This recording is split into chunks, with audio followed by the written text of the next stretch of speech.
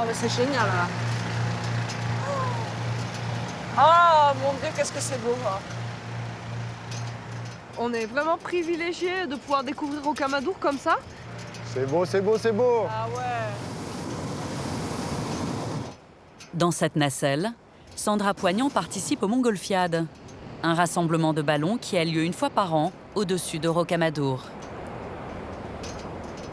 C'est la première fois que je découvre le site en montgolfière et c'est émouvant parce que ça permet de bien comprendre en fait comment le village se développe contre le rocher. Originaire de la région, Sandra est chargée de faire connaître le patrimoine de ce pays d'art et d'histoire. Rocamadour se compose de 3 parties. Le village avec les maisons, les sanctuaires, donc les églises, et ensuite le château sur le plateau.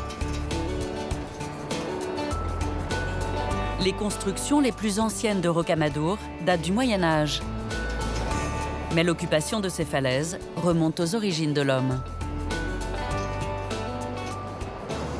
Le site s'est construit au fil des siècles. Vraisemblablement, dès l'époque préhistorique, en fait, il y avait sans doute un habitat.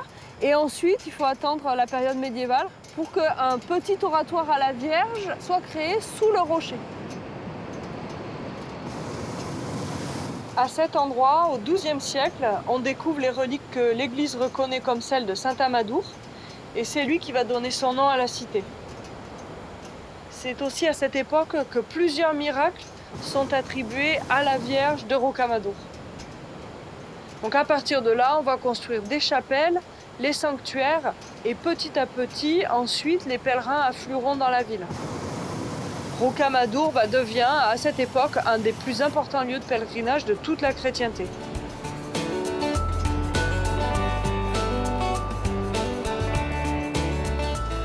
Pour accueillir tous ces pèlerins, la grande basilique Saint-Sauveur est édifiée dès le XIIe siècle. De ce point de vue privilégié, on voit très bien le palais des évêques. Il avait besoin de protéger le site des attaques, des pillards. Vu qu'il attirait énormément de pèlerins, donc le site abritait des grandes richesses. Hein.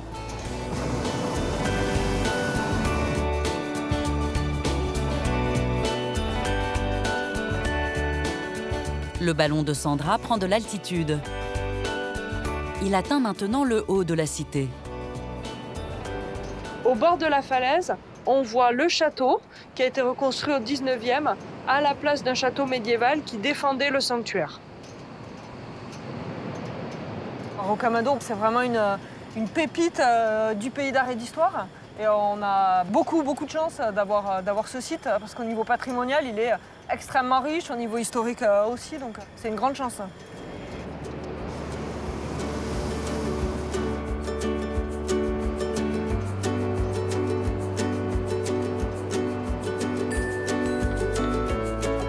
Le vent d'ouest pousse à présent la flotte des montgolfières qui survole le plateau des Causses du Quercy.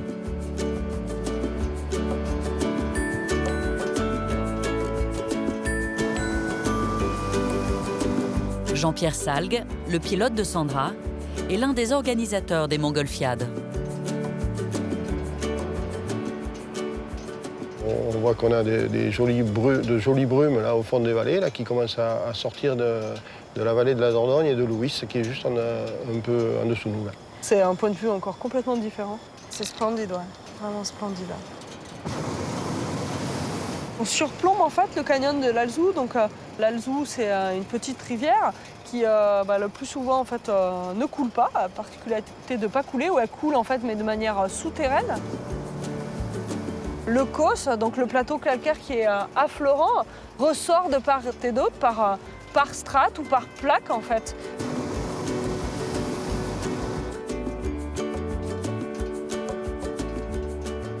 Le Causse, ça n'a jamais été un endroit très riche, mais effectivement, en fait, c'est l'endroit sur lequel on peut développer un peu d'élevage. La végétation est rase, il y a peu d'eau, donc on peut faire de l'élevage de brebis, en général d'agneaux.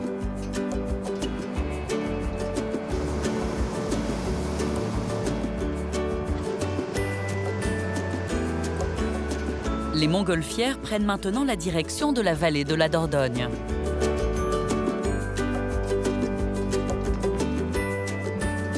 Le ballon de Sandra arrive à proximité d'un des plus beaux villages du Périgord.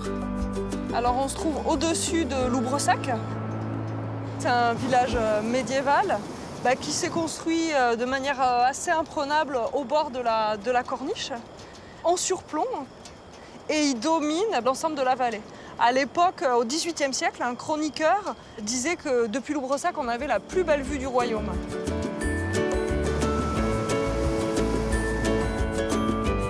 En face de Loubresac, au fond de la vallée, apparaît un des châteaux les plus connus de la région. On découvre devant nous le château de Castelnau-Bretenoux. Donc c'est un château médiéval entouré d'une enceinte avec un plan triangulaire qui s'est fondé autour du XIIe siècle. Ce qui est remarquable en fait, c'est que le château il est construit sur une butte avec le logis qu'on voit juste en face de nous. Donc la tour maîtresse, la tour carrée qui date du XIIIe siècle. C'est une des deux parties les plus anciennes du château avec la partie résidentielle, donc on appelle la Aula, qui était la pièce d'habitation du seigneur à l'époque médiévale.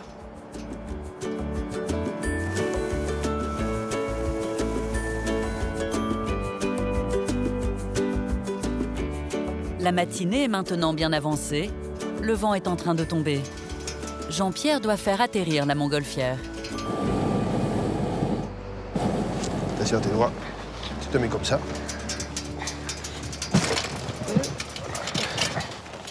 En douceur, à l'atterrissage. Génial, c'est Pas grand beau, luxe ça. quand même, hein. Voilà, tu peux sortir. Merci beaucoup. Merci à toi.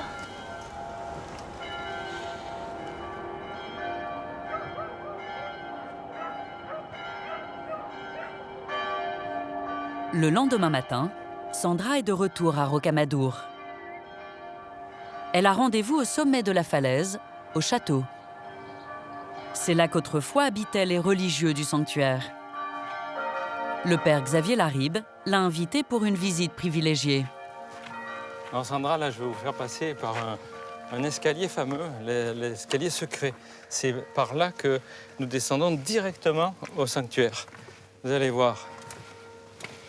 C'est vertigineux. Ah oui. C'est à la fois un raccourci et c'est en descendant un exercice physique, mais peut-être plus en montant encore. C'est un lieu où on peut continuer à méditer. On se sent, vous voyez, on se sent comme presque au ciel. Hein. Regardez la vue. On entend les gens en bas, et là on est tout au-dessus. Regardez. Là, il a fallu creuser la falaise pour pouvoir continuer cet escalier secret. C'est impressionnant, hein? Ouais, c'est incroyable. Hein. Grâce à ce passage creusé dans la falaise, il ne fallait que quelques minutes aux prêtres qui vivaient au château pour accéder au cœur du sanctuaire.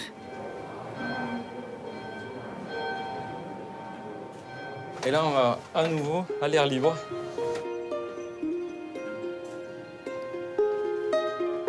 Là, on ressent physiquement la notion d'étagement, en fait. On domine complètement le site. On a l'impression qu'on peut toucher le toit. Donc oui, c'est très émouvant. Ça casse l'aspect carte postale. Alors là, c'est la dernière petite partie à l'air libre.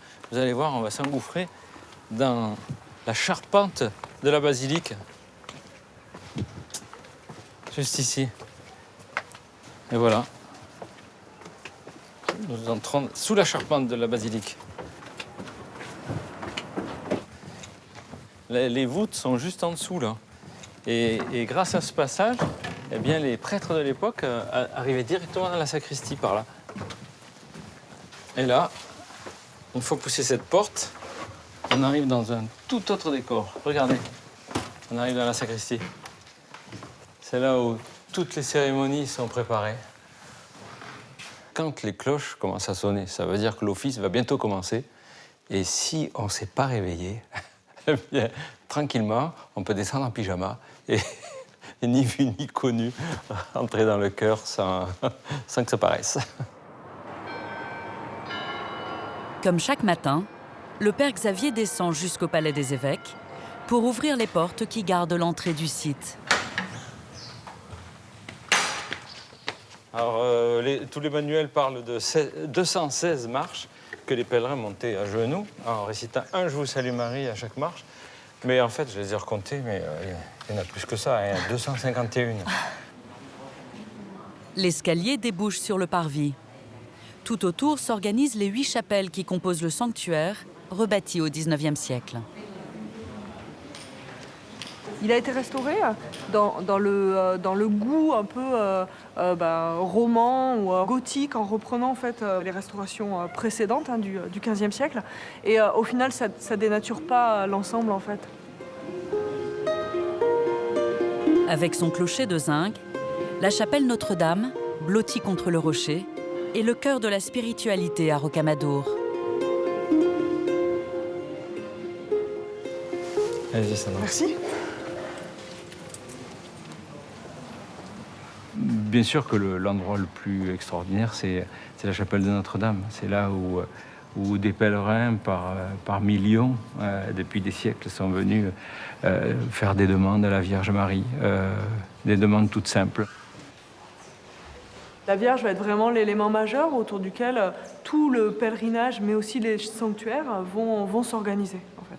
Donc elle va faire des miracles. Et ensuite, c'est vraiment des abbés de génie qui vont construire les lieux autour de cette statue de la Vierge et des miracles qu'elle a fait pour organiser tout le pèlerinage. Aujourd'hui encore, le pèlerinage attire ici tous les ans des milliers de fidèles. Ce rituel est très impressionnant. Une fois, j'ai eu comme le vertige de savoir que depuis des siècles et des siècles, bien des pèlerins venaient là et que de façon ininterrompue, il y avait des chapelains et je faisais partie de cette cohorte à travers le temps. Ce que j'aime bien faire aussi, c'est ranger, vous voyez, les cierges qui ont déjà brûlé. On peut remettre un peu d'or. Les uns à côté des autres, voilà. Ça me détend.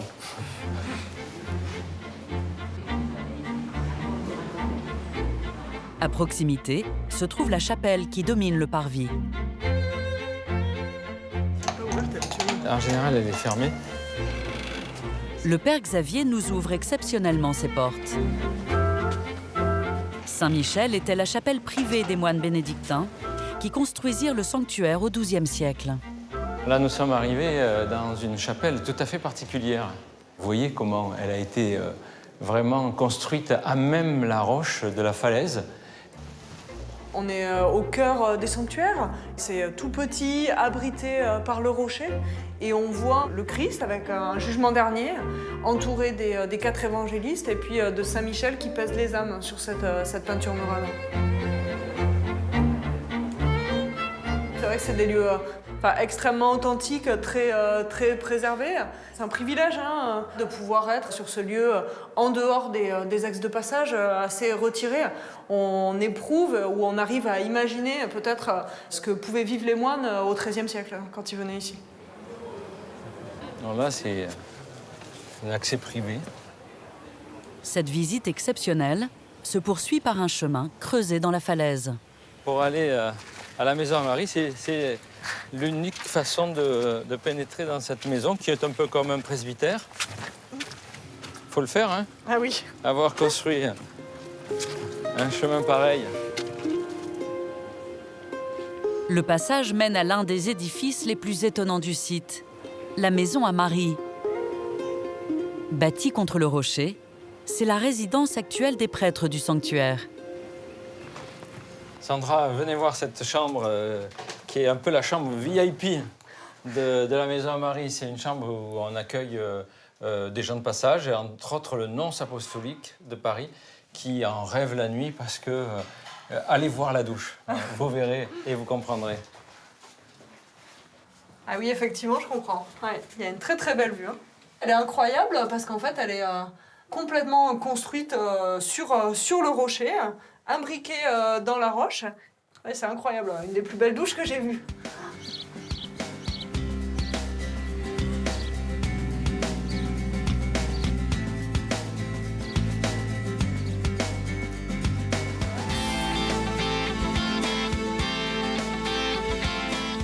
Sandra quitte maintenant Rocamadour et prend la route du plateau.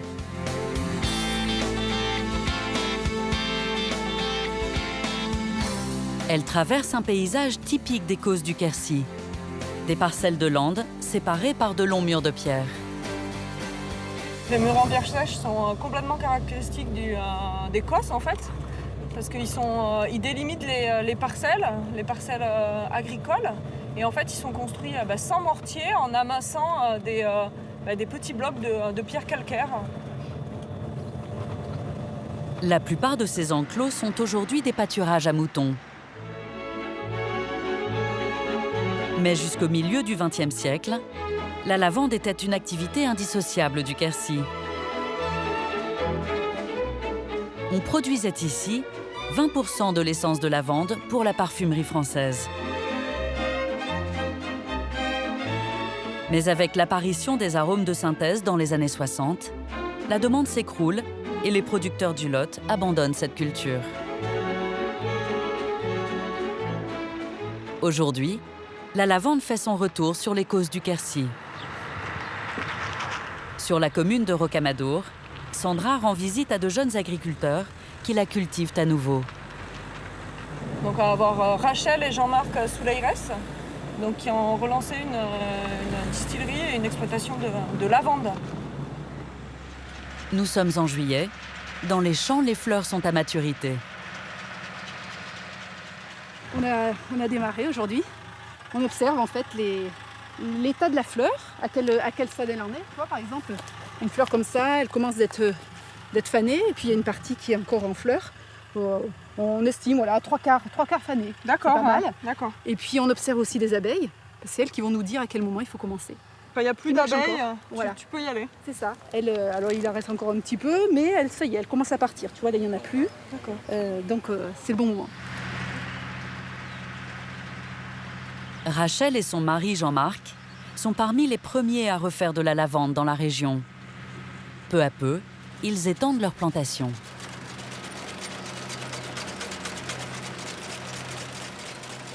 Donc ça, c'est une parcelle qui a été plantée il y a 3 ans. Donc là, voilà, la plante commence à arriver à un beau stade de développement parce qu'on parle de la 3e, 4e année pour avoir une production de croisière en fait. C'est à ce moment-là qu'elle va commencer à bien donner. Alors là, on est sur une espèce qu'on appelle la maillette. C'est une espèce qui est très courante et qu'on trouve également en Provence. D'ailleurs, nos plants viennent de Provence. Nous, on a choisi celle-là parce qu'on savait qu'elle se plairait bien ici et puis qu'elle avait un bon rendement en huile essentielle. Donc on est parti sur cette variété de maillette. C'est magnifique et puis c'est intéressant de voir revivre cette culture. Elle est faite pour pousser sur le Causse. Ça se pratiquait il y a des années et des années. Donc c'est très émouvant de voir revivre ça. Après la coupe, les bottes sont ramassées à la main. L'engouement pour les plantes et les huiles essentielles est indéniable. On se tourne à nouveau vers les plantes, puis on revient vers des choses plus naturelles. Et du coup, on s'est dit pourquoi pas produire nous-mêmes nos huiles essentielles. C'est vraiment un plaisir, oui. C'est une production enfin, je sais pas, c'est noble. Il y a une alchimie. On part d'une fleur, on va aboutir à une huile essentielle. Une fois distillée, c'est un côté magique. Voilà, c'est un côté magique. Jean-Marc et Rachel ont ouvert une boutique à la ferme pour vendre leurs produits. Dans ce champ, ils cultivent une autre variété de lavande destinée à faire des bouquets. Donc tu prends une poignée, voilà, et puis tu prends ta faucille et tu tires vers toi comme ça. Voilà. D'accord, alors On essaye que les tiges soient assez grandes. Alors on nous avait proposé des plants de lavande bleue. Et on s'est dit, tiens, ça serait sympa d'avoir une petite parcelle pour faire que des bouquets et puis que les gens puissent repartir avec un petit souvenir de l'été, cette lavande qui va garder des couleurs superbes tout l'hiver, même en séchant. Ça sent bon, c'est beau à regarder, de pouvoir faire revivre ça, je trouve que c'est vraiment une belle démarche. Dans leur champ de lavande, Jean-Marc et Rachel n'utilisent pas de pesticides ni d'engrais chimiques. On s'est dit, c'est vrai que c'est pas la peine de faire des huiles essentielles pour se soigner par les plantes. Si c'est pour retrouver dans l'huile essentielle des produits qu'on n'a pas forcément envie de trouver quand on fait ce choix de soins. Ça allait de soi qu'on parte en agriculture biologique. À la fin de la journée, les bottes de lavande récoltées à la faucheuse sont distillées dans cette grande cuve. Jean-Marc et sa sœur finissent d'y entasser 700 kilos de fleurs. On va envoyer de la vapeur qui va traverser toute la lavande. Cette vapeur, elle va se charger en particules aromatiques. Et ensuite, ça va se passer en dessous. On va aller voir.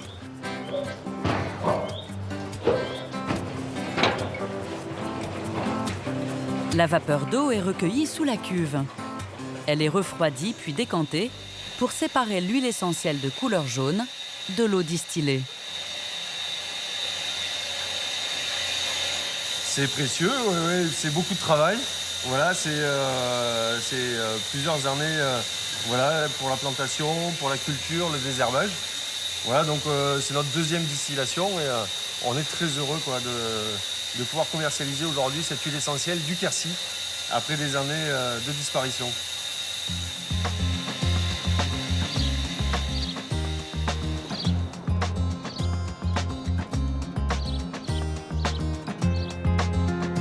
Nous quittons le Lot pour prendre la direction du Périgord et de la vallée de la Vézère.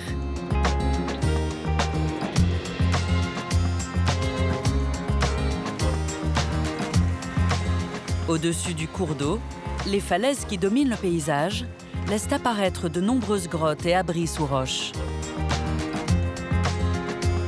Une extraordinaire concentration des plus anciens vestiges de l'habitat humain.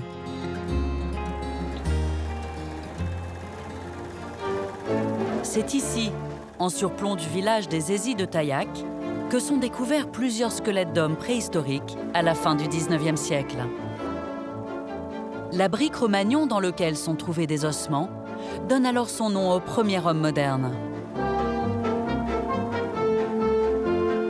Une découverte qui participe à l'essor de la science de la préhistoire et fait de la Vézère un des berceaux de la civilisation européenne.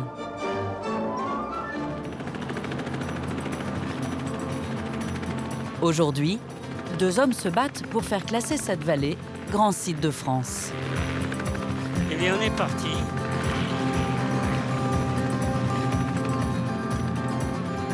À bord de cet hélicoptère, Philippe Lagarde, le maire des Aisies, et Jean-Max Touron, son pilote, décollent pour une mission de reconnaissance. À chaque saison, les couleurs changent. Ce qui est très intéressant aussi, c'est qu'on a beaucoup de chênes verts sur les massifs. Donc on a du vert à toutes les saisons. Et puis en même temps, on a des panels de couleurs selon les cultures.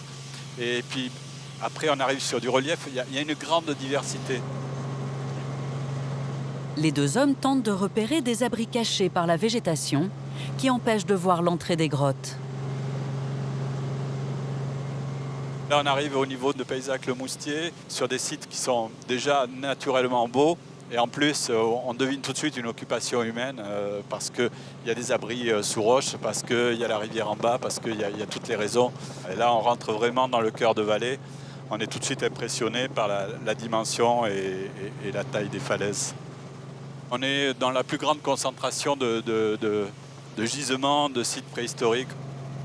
Très très beau. Moi, j'ai beau être né ici, Regarde, je suis toujours ému. C'est magnifiques abris ici. Ouais, c'est extraordinaire. Philippe Lagarde et son ami Jean-Max Touron se passionnent depuis l'enfance pour l'histoire de leur vallée. On n'a encore pas tout découvert dans la vallée de la Vézère. Tous les 5 ans, 10 ans, on a des découvertes majeures de grottes, donc il y a encore beaucoup de choses à fouiller. Et quelquefois, avec une vue surplombante, comme c'est le cas, on peut avoir des entrées d'abris ou de grottes qui nous intéressent. Pour moi, c'est comme une chasse au trésor. Donc on a envie d'être celui qui vient marquer l'histoire parce qu'il a trouvé, comme les 3 enfants de Lascaux, on parle encore d'eux avec respect. Et bon, ils ont fait ça par passion. Et nous, on est dans cette continuité-là. Jean-Max, le pilote, est aussi propriétaire de plusieurs sites qu'il ouvre au public. passant à 45 degrés au-dessus des falaises, on découvre énormément de grottes béantes sur le précipice. Voilà encore notre abri. Là. Oui, tout à fait. Là, ici, il y en a d'autres. Alors, quelquefois, ils ont une communication depuis Là, le là, plateau. regarde. Ah oui, là, il y a un très bel abri. Là. Ouais. Magnifique. Celui-là, tu vois, je ne l'ai jamais vu. Ouais. C'est la première fois que je le vois. Je ne savais même pas qu'il y en avait un. Ouais. Alors, c'est là que je soupçonne qu'il y ait quelque chose par là, tu vois. Là. Par là. Regarde bien à gauche. D'accord. Oui, mais en bas, tu as une grotte, là. Regarde les abris. Ah oui, là, il y a des grottes, là. Et là, moi, j'ai très envie qu'on aille jeter un coup d'œil. On va pas pouvoir y rentrer comme ça parce que... On peut essayer de se poser s'il y a quelque chose. Hein. C'est au bout de cette ligne. D'accord, mais j'ai vu où tu m'as fait voir tout à l'heure.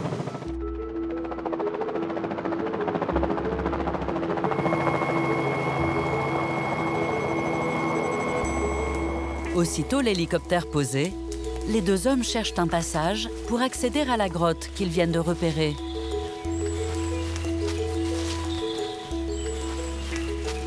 On a des chances de pouvoir arriver jusqu'à ce qu'on a vu tout à l'heure.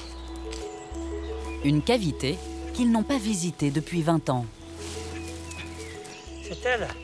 J'ai vu ça, voilà. Et j'ai vu la couleur au sol. Et le noir du trou.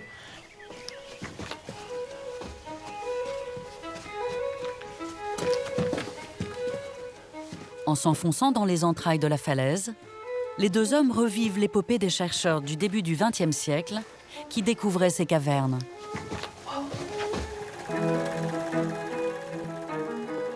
Leurs travaux ont permis dès cette époque de découvrir le mode de vie des premiers habitants de la Vézère. Des chasseurs-cueilleurs du Paléolithique, venus se protéger sous la roche et surveiller les gibiers qui passaient dans la vallée en contrebas. Des artistes qui fabriquaient des outils et qui ornaient les parois de leurs grottes de nombreuses représentations animales. Quand j'étais petit, il y avait les spéléos d'autres régions, ils venaient, alors ils cherchaient des enfants du village, parce qu'en fait, ils me disaient, fais-nous voir des trous. Donc je les emmenais tous les trous que je connaissais. Bon, quelquefois, c'était des trous qui n'avaient aucun intérêt. Et donc, j'ai toujours l'impression de connaître très bien mon village, et les abords et la vallée. Et puis chaque fois, on arrive sur des nouvelles ouvertures, et donc on a envie de voir plus loin. Alors peut-être que c'est pour rien, mais en tout cas, déjà, c'est beau. Donc rien qu'en soi, déjà, on est content d'être arrivé là. Et en même temps, si après, on peut avoir d'autres découvertes qui s'enchaînent derrière, on a envie toujours d'aller plus loin. C'est pour ça qu'on ne s'en lasse jamais, en fait. Quelques instants plus tard, les deux hommes font une trouvaille inattendue. Ça, c'est marrant. Qu'est-ce que c'est? Eh bien, on ne sait pas. Je ne sais pas du tout ce que c'est. Elle est couverte de gouttelettes d'eau. Jamais j'ai vu ça, moi. Nulle part. On a tous les deux des dizaines d'années d'expérience dans les grottes. Et on vient aujourd'hui, on trouve quelque chose, on ne sait absolument pas dire ce que c'est et pourquoi ça a cet aspect. Je ne sais pas. Alors là, vraiment, c'est un bijou, c'est une broche posée là, sur l'argile. Ouais, très fragile, qu'est-ce en même temps, là d'une pureté incroyable. Pourquoi elle est là et qu'est-ce que c'est, quoi, voilà. Renseignement pris, cette découverte se révélera être un myxomycète, un champignon assez rare, dont la structure intrigue encore les chercheurs.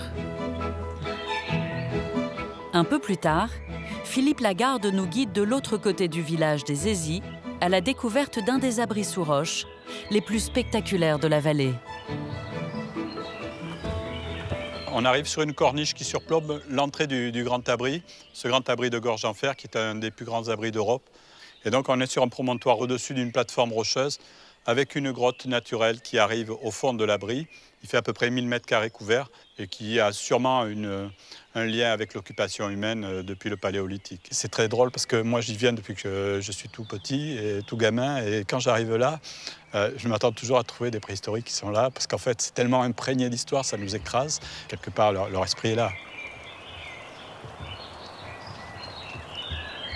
Les gens des Aisies et de la vallée de la Vézère ont conscience d'être des gardiens d'un patrimoine. Et quand on parle de patrimoine de l'humanité, ce n'est pas une invention de l'esprit, mais c'est vraiment une prise de conscience générale. Et je l'ai toujours perçu comme ça. C'est-à-dire on est conscient qu'on est gardien d'un temple quelque part et donc garant d'un patrimoine de l'humanité.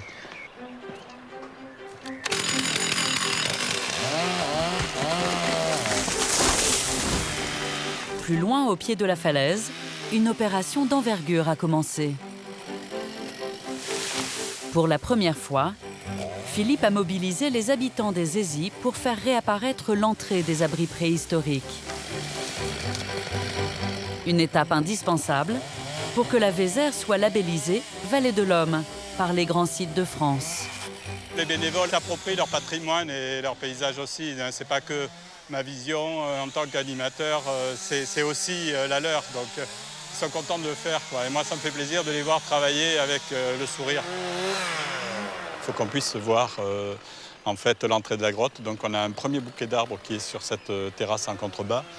Et ce deuxième bouquet d'arbres là qui est devant. Et ensuite, parallèlement, les spéléos vont dégager la ligne de crête, puisqu'il y a les arbres qui basculent et qui masquent le haut de la falaise, en fait.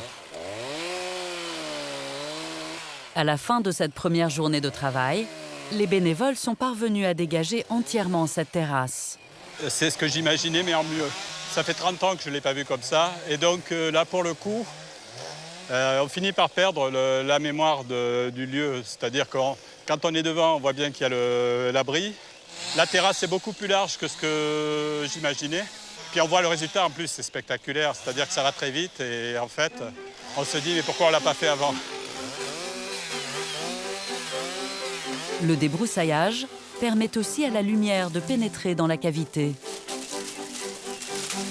En fait, le mot grotte est impropre parce que c'est un abri sous roche, c'est-à-dire une dépression creusée par la mer il y a quelques millions d'années, puisqu'on a du mal à imaginer qu'on était sous les océans à l'époque. Et donc, quand la mer s'est retirée, elle ne s'est pas retirée en un jour, et donc elle a créé des dépressions, des tourbillons, etc. Je suis toujours ému parce qu'il y a des sites naturels qui sont très beaux, mais en plus, il y a une présence humaine qui est là depuis des dizaines de milliers d'années. Donc, et pour nous, c'est très fort.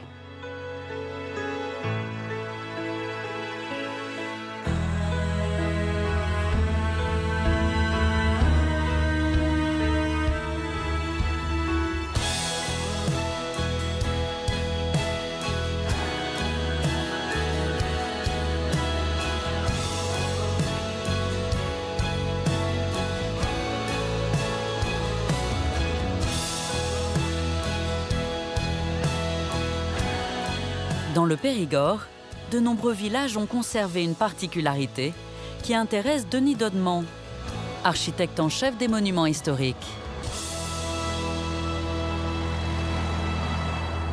On arrive à Saint-Géniès, c'est un très beau village qui a conservé la plupart de ses toitures en lauze, contrairement à d'autres régions où c'était remplacé par la tuile.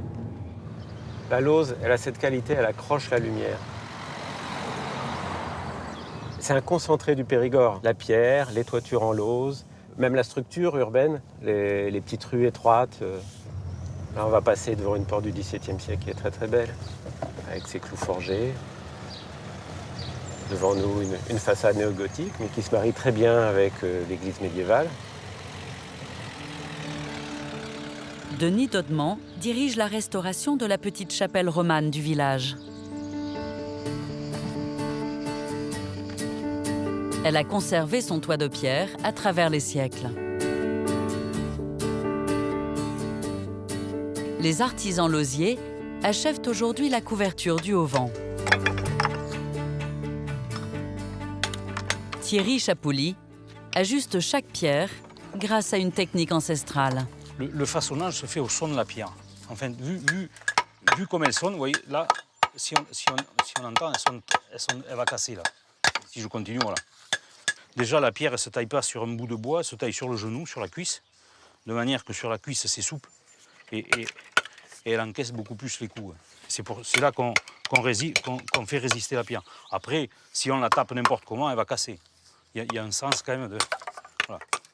Et les coups de marteau, c'est des coups bien bien sec et bien, voilà, pas des petits coups. Hein.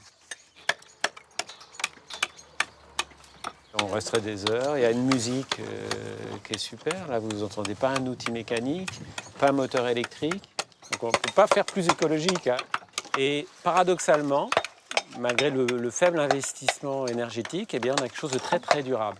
C'est-à-dire que là, on est bien au-delà de la garantie d'un bâtiment aux normes actuelles. On est sur une centaine d'années ou plus. Depuis le XIVe siècle, les toits de la chapelle de Saint-Géniès ont toujours été restaurés en lauze, malgré l'usage de la tuile ou de l'ardoise, plus facile à travailler.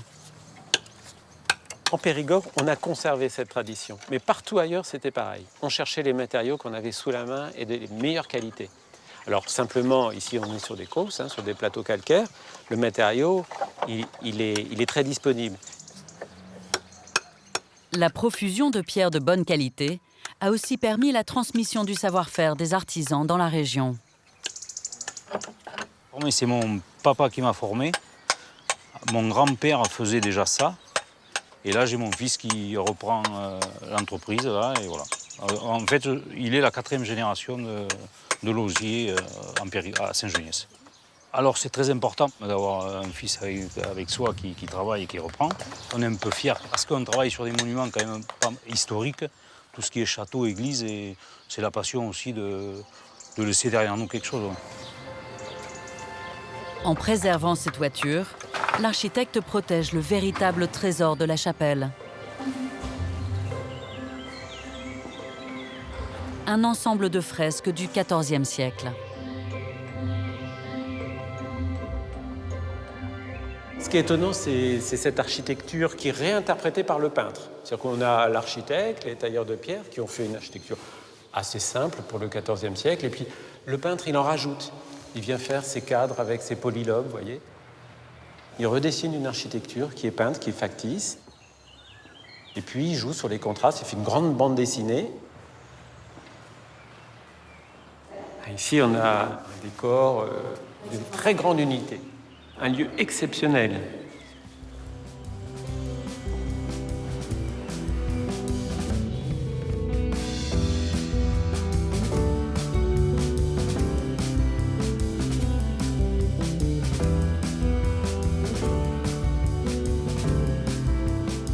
Denis Dodement reprend sa route à travers les villages du Périgord. Quelques kilomètres plus loin, il arrive à Saint-Amand-de-Coly, sur son chantier le plus spectaculaire. On découvre une abbaye fortifiée et ce qui est remarquable, c'est la dimension de l'église. C'est une véritable cathédrale romane. Elle est immense, toute couverte en lauze. C'est vraiment très très beau, là. On y arrive. Ce qui est exceptionnel et remarquable, c'est les ouvrages de défense militaire. Au XIVe siècle, pour se défendre des pillards, les religieux de Saint-Amand fortifient leur abbaye. À l'entrée de l'église, ils édifient une muraille de 40 mètres, à la manière d'un château fort. Alors, sous la grande arche, on voit des chemins de ronde. On voit une petite porte. Et au-dessus, 3 corbeaux qui portaient une bretèche. La boîte en bois a disparu. Et permettait d'attaquer les assaillants. Et on pouvait leur tirer des carreaux d'arbalète, des pierres. Voilà. C'est modeste comme ouvrage défensif, mais très efficace et en tout cas dissuasif. Ici, on se trouve au-dessus de la toiture en lauze, la plus grande du Périgord, sans doute. Il faut imaginer 25 cm de pierre au faîtage, 60 à 80 cm d'épaisseur en bas. Donc des dizaines et des dizaines de tonnes de pierres qui ont été montées à bras d'homme et qu'on revient régénérer. Ça, c'est vraiment extraordinaire de pouvoir travailler dessus. Ça arrive une fois dans la vie.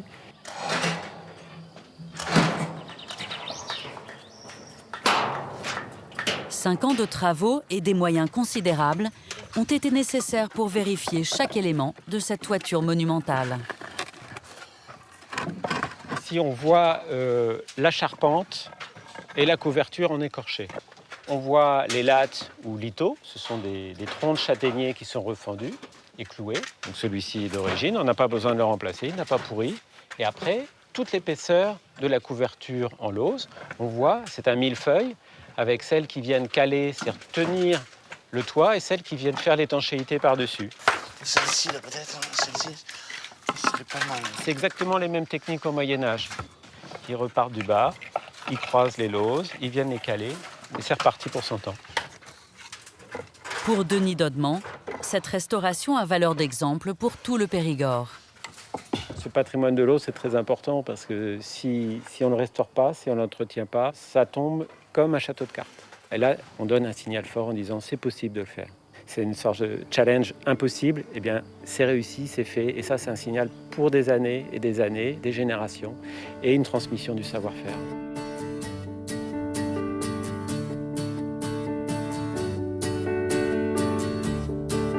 L'architecte quitte Saint-Amand-de-Colly pour se rendre sur l'un des plus beaux monuments de la Dordogne.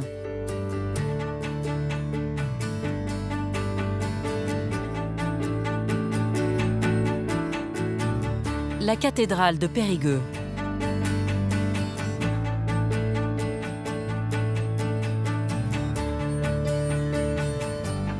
Avec son style byzantin, Saint-Front est devenu l'emblème de la ville. Un caractère étonnant que l'on doit à un architecte du XIXe siècle.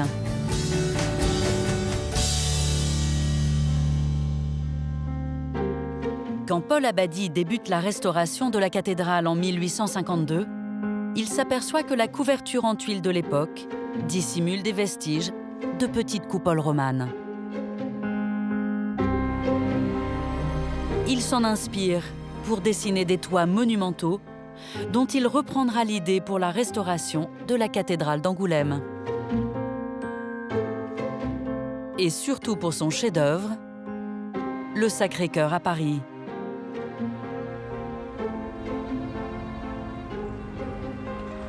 Denis Dodman est en charge de la cathédrale Saint-Front et inspecte régulièrement ses toits. Alors nous nous trouvons au-dessus des couvertures, avec un point de vue exceptionnel sur la ville, et surtout les toitures. Alors devant nous se présente une architecture étagée.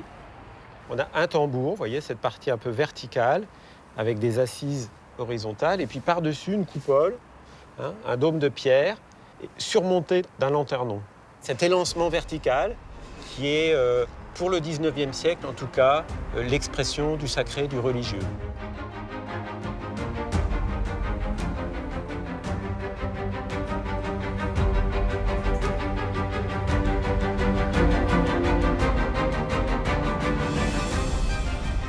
Pour l'architecte, c'est la déclinaison du motif de la coupole qui donne à la cathédrale toute son originalité.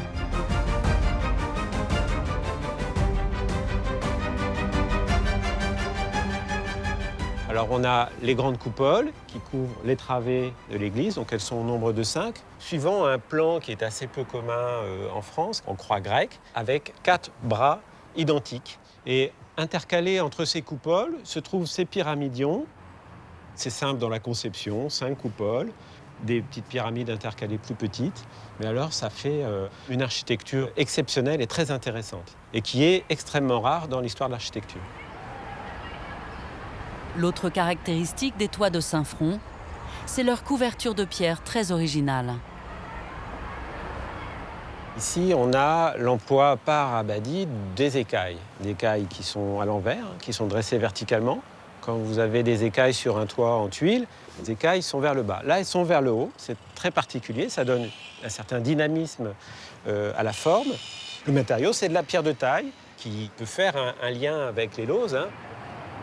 Alors cette couverture en écaille est très exceptionnelle par la répétition sur 5 coupoles, sur le clocher. Donc c'est vrai que c'est un édifice exceptionnel de ce point de vue-là.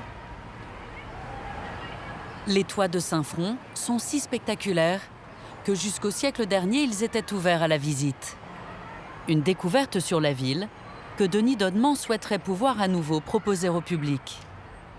Saint-Front s'avance dans un méandre de l'île, de la rivière. De ce point de vue, elle est comme un balcon. Ça offre des points de vue diversifiés dans toutes les directions sur la ville et les alentours.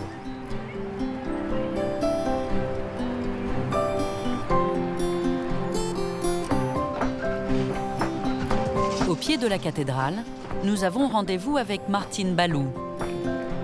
Elle est responsable du patrimoine de la ville de Périgueux et nous guide vers les passages insolites à l'écart des rues principales. On retrouve au cœur de ce Périgueux tout un entrelac élastique de ruelles, de passages qui nous conduisent dans d'autres cours intérieures. Nous nous trouvons ici dans un des plus bels escaliers de la ville de Périgueux, remarquable, d'architecture Renaissance, qui s'inscrit dans un grand mouvement de construction à l'époque de François Ier.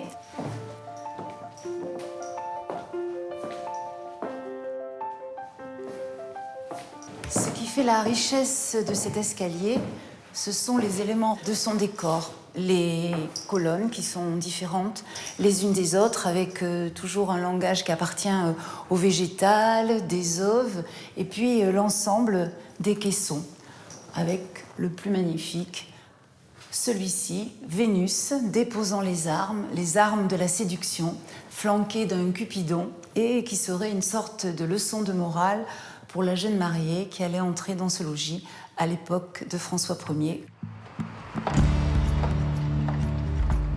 Martine poursuit son périple à la limite de la vieille ville, au bord de la rivière.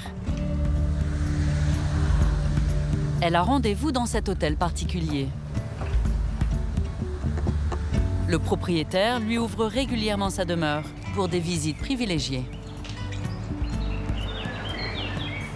L'hôtel de Fayolle a une situation exceptionnelle puisqu'en fait, il surplombe la rivière, c'est presque un observatoire. Et on a ces collines, et on était pris de nature.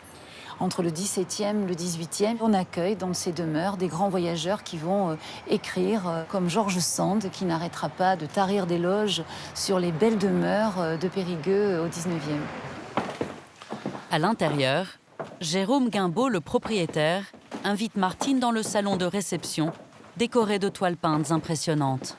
Je crois que ces peintures ont été l'élément qui m'ont séduit pour l'acquisition de cette maison. C'est le trésor et la spécificité de la maison. Elle représente la famille qui l'a restaurée et habitée à partir de 1894 ici.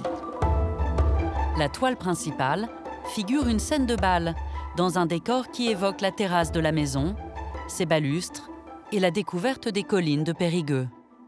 Celle-là est une des plus intéressantes de la maison puisqu'elle représente la propriété telle qu'elle était en 1894 et qui montre le paysage de Périgueux à l'époque où la rivière n'était pas diguée et où on voit de manière très romantique cette eau venir effleurer les berges.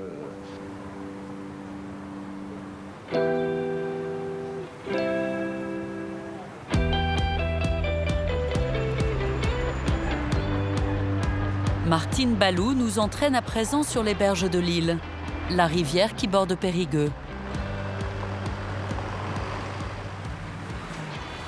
Alors à travers les arbres, ce que l'on aperçoit, c'est un monument très singulier. En fait, c'était une loge de guet qui était inscrite sur le rempart lorsque la route n'était pas tracée.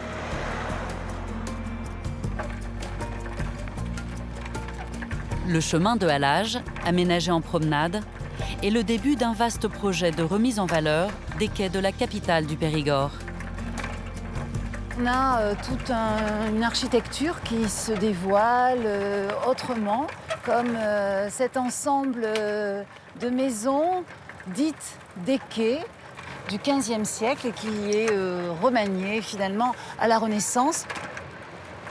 On peut le voir avec ces magnifiques lucarnes sculptées et quadrillées à la mode de François Ier.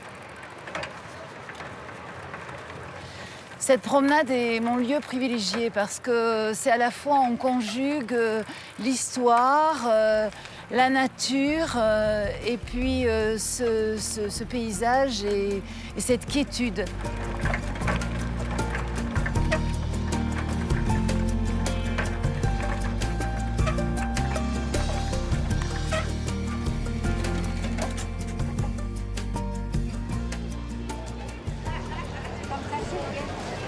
Au cœur de la vieille ville se tient l'un des plus beaux marchés de la Dordogne. C'est ici que le cuisinier Nicolas Lamstaes s'approvisionne pour élaborer la carte de son restaurant. Là, on est place du Coder, c'est la place principale du marché de Périgueux. Donc sur ce marché, donc, on trouve vraiment tous les produits de la gastronomie du Périgord.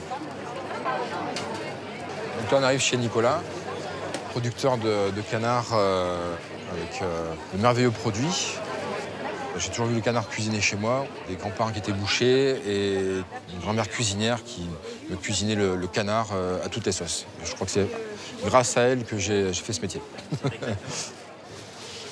Alors, on a dit qu'il te fallait... Pour ma recette, j'ai besoin d'un foie gras pour faire du foie gras poêlé et pour travailler en sauce, pour ma sauce Périgueux. D'accord.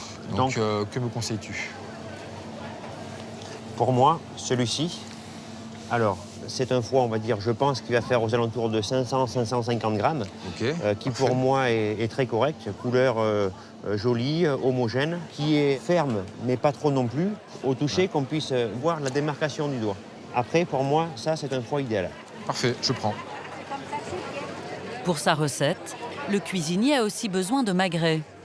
On voit vraiment la qualité du magret au premier coup d'œil, par sa couleur. Celui-ci qui est plus rouge, c'est un canard qui aura pris beaucoup moins le gras que ce canard-là. Donc on va avoir une viande qui va être plus ferme, moins souple, moins goûteuse que ce magret qui est ici, qui est plus pâle. Je connais ses conditions d'élevage, il fait de très beaux produits. Au premier coup d'œil, voilà, ça donne envie. Et c'est quelqu'un qui est passionné, qui est amoureux de son métier. Et ça, c'est très important pour moi, pour ma cuisine.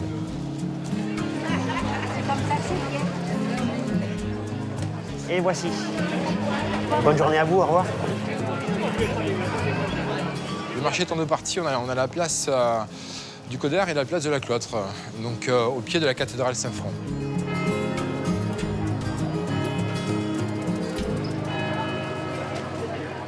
C'est un des plus beaux marchés de France.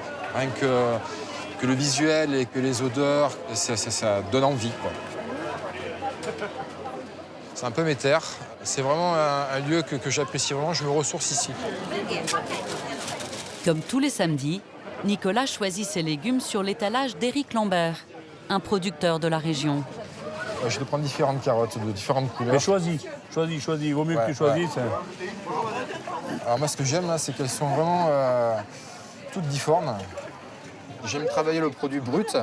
Et là, on a vraiment un produit extrêmement brut, avec une chair très fine. Donc, limite, on ne les épluche pas et on peut les travailler au naturel. Disons qu'on a l'avantage et le désavantage d'avoir un terrain caillouteux. Donc le terrain caillouteux calcaire nous permet d'avoir des légumes très sucrés. Par contre, les petits cailloux font que les carottes, des fois, sont obligées de les contourner. C'est pour ça qu'elles ne sont pas droites et qu'il y a des petits défauts, voilà, pas de problème. Pour moi, ça, c'est un vrai légume. Alors celle-ci, Nicolas, elle était enlacée avec une autre carotte. Ah ben voilà, donc une amoureuse. Voilà, une amoureuse. On cultive de façon très traditionnellement et très naturellement. On essaye de travailler le mieux possible pour que nos clients vivent longtemps. Je tiens particulièrement à travailler vraiment des produits de saison. C'est pour ça que moi, mes recettes, je les crée sur les bancs. Quand je vois un produit, j'ai une idée qui vient. Pour compléter son marché, Nicolas s'intéresse à un assortiment de betteraves. La chioga, c'est celle qui peut-être va te servir pour la décoration. Ah, elle est jolie. C'est magnifique. Après, on a la betterave jaune. Pour des décorations, c'est assez sympa. Et la roule traditionnelle, j'ai que ces trois couleurs. Voilà les trois couleurs qu'on a sur le banc.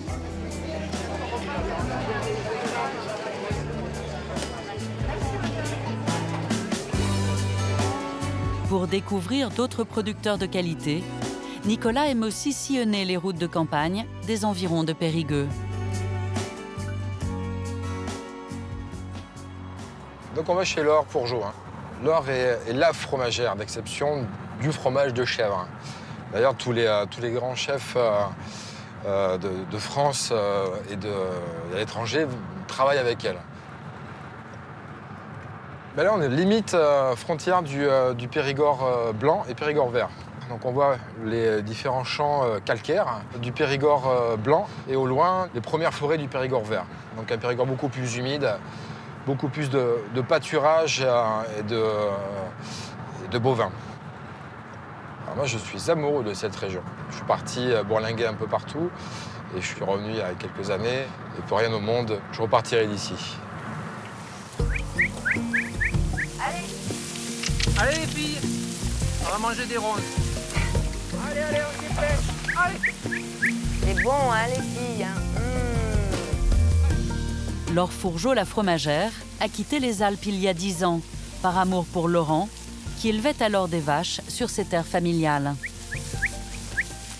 Avant, j'étais décoratrice, donc ça n'a rien à voir. Et puis, un jour, au coin de la cheminée, je lui ai dit « Oh, en Savoie, je fabriquais du fromage. » Comme ça, pour m'amuser, j'étais toujours chez mon voisin qui avait des chèvres. Et puis, lui, il m'a dit « Oh, ben moi, c'est un rêve d'enfant, les chèvres. » Et puis, banco. Et du coup, il m'a offert 2 alpines, 9 anglo-nubiennes. Et puis, là, on a démarré le projet. Et j'ai pris mes études. Il a fallu apprendre aussi, parce qu'on n'élève pas des chèvres comme ça, quoi. Puis, elles sont braves. Et oui, nous, on est assez proches de nos bêtes, quand même. De toute façon, les chèvres, quand on s'occupe bien d'elles, elles nous le rendent. En qualité de lait aussi. Hein. Pour apporter des saveurs particulières à leur fromage, Laure et Laurent se sont tournés vers l'agriculture biologique. On dit que la chèvre, c'est une grimpeuse et pas une brouteuse. Elle préfère, vous avez bien vu, manger des branches de pruniers, les ronces. Voilà. Quand on est en bio, on a une alimentation beaucoup plus diversifiée. Et ça permet aussi d'avoir un goût de fromage qui va être très varié, suivant les saisons. Allez, on y va.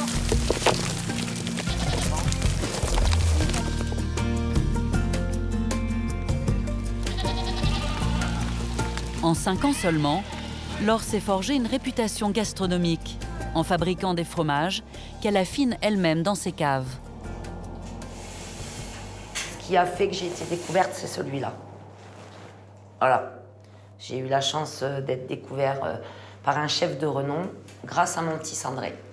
Je fais mes mélanges de sel et de cendre et je frotte tout à la main. Tous les jours, je les retourne. Il faut faire attention quand tu les soulèves parce que ça colle hein, pour les retourner. Donc, faut vraiment, délicatement. Il faut y aller délicatement. Voilà, moi, je veux vraiment une belle croûte ferme, mais le coulant sous la croûte. Mes fromages, c'est mes bébés. Et un par un, je les ai façonnés. Il y a un chef qui m'a dit qu'en fin de compte, mon fromage me ressemblait, qu'il avait à la fois de la sensibilité, de la douceur et du caractère. Laure travaille la texture, mais aussi les saveurs. Passionnée de gastronomie, elle réalise dans son laboratoire d'étonnantes préparations. Je vais remplir mon fromage de caviar. Alors moi, je suis généreuse en caviar, hein, parce que je mets 20 grammes de caviar dans mon fromage. Pour créer ce fromage d'exception, Laure s'est rapprochée d'un éleveur d'esturgeons bio de la région. Je suis allée voir le caviar de Neuvik parce que je savais que c'était mes voisins et j'avais jamais pris le temps d'aller faire leur connaissance. Puis on a sympathisé. En général, moi, quand je trouve quelqu'un sympathique, et surtout un producteur, j'ai vraiment envie d'allier son produit avec le mien. On s'est mis à écraser du fromage, il faut le faire, avec du caviar. Et on a trouvé que, en bouche, c'était délicieux, quoi. Mais je dis, bon, écraser, voilà, quoi, il faut quelque chose de précieux. C'est un travail de bijoutier, pratiquement, parce que c'est vraiment du sur-mesure, quoi. Ça sort vraiment des sentiers battus, c'est vraiment très original, voilà.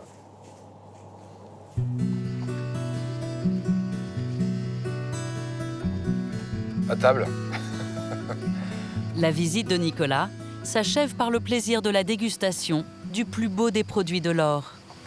Il faut le couper délicatement, hein, toujours prendre une lame sans dents.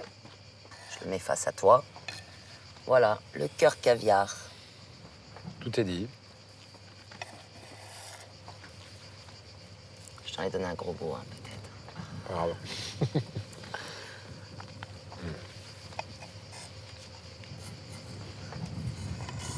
C'est vraiment un fromage cuisiné, parce qu'elle a su associer 2 saveurs totalement différentes.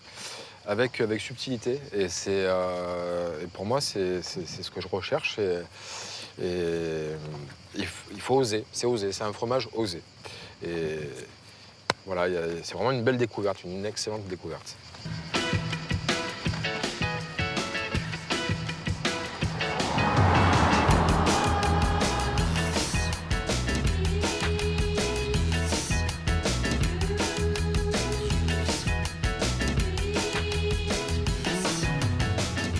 Nicolas reprend la direction de Périgueux.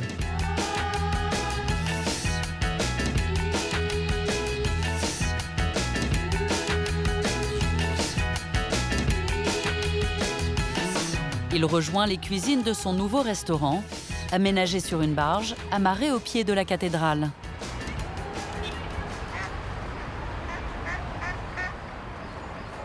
Le jeune chef doit se lancer dans la préparation de ses magrets de canard, sauce Périgueux.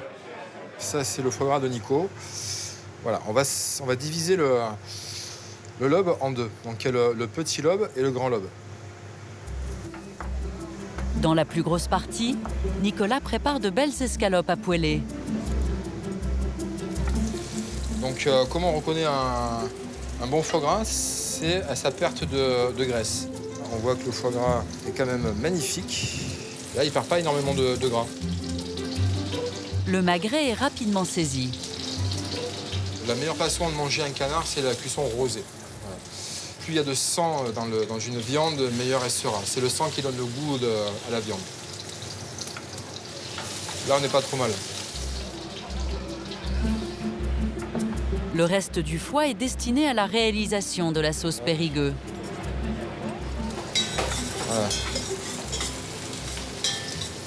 Alors, on commence à avoir des petits bouts de foie gras colorés. Voilà, là c'est super. J'ai faim. J'ai faim. Et ensuite, on va déglacer au Porto. Et là, on rajoute le jus de canard. Donc, c'est pas un fond de canard, c'est un jus de canard.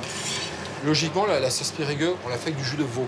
Le jus de canard, c'est vraiment une touche personnelle. Voilà, on est pas mal là.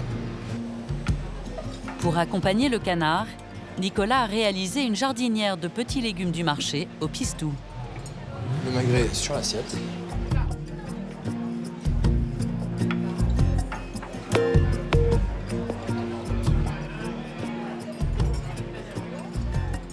C'est une chance de travailler des produits nobles comme ceci. C'est vraiment... on est chanceux. On travaille beaucoup, mais à la fin, quand le client ressort avec le sourire, c'est qu'on a gagné.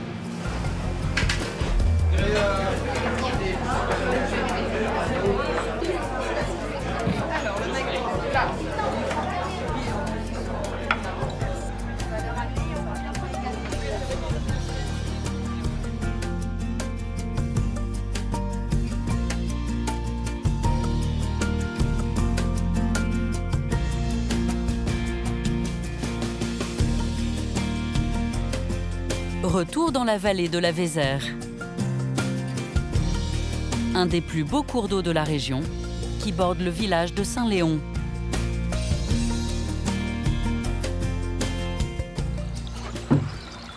À bord de cette barque, Jean-Michel Delcourt a invité son ami Jacques Durand.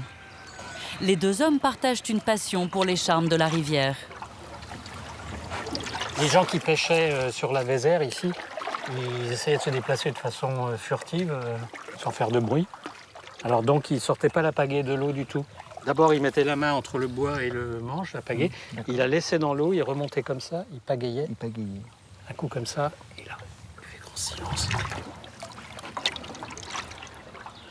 C'est très sentimental, vu que c'est un petit peu ma rivière, entre guillemets. Mon grand-père m'a acheté une toute petite pagaie quand j'étais enfant, et c'est ici que j'ai commencé à naviguer dessus, donc j'y suis très attaché.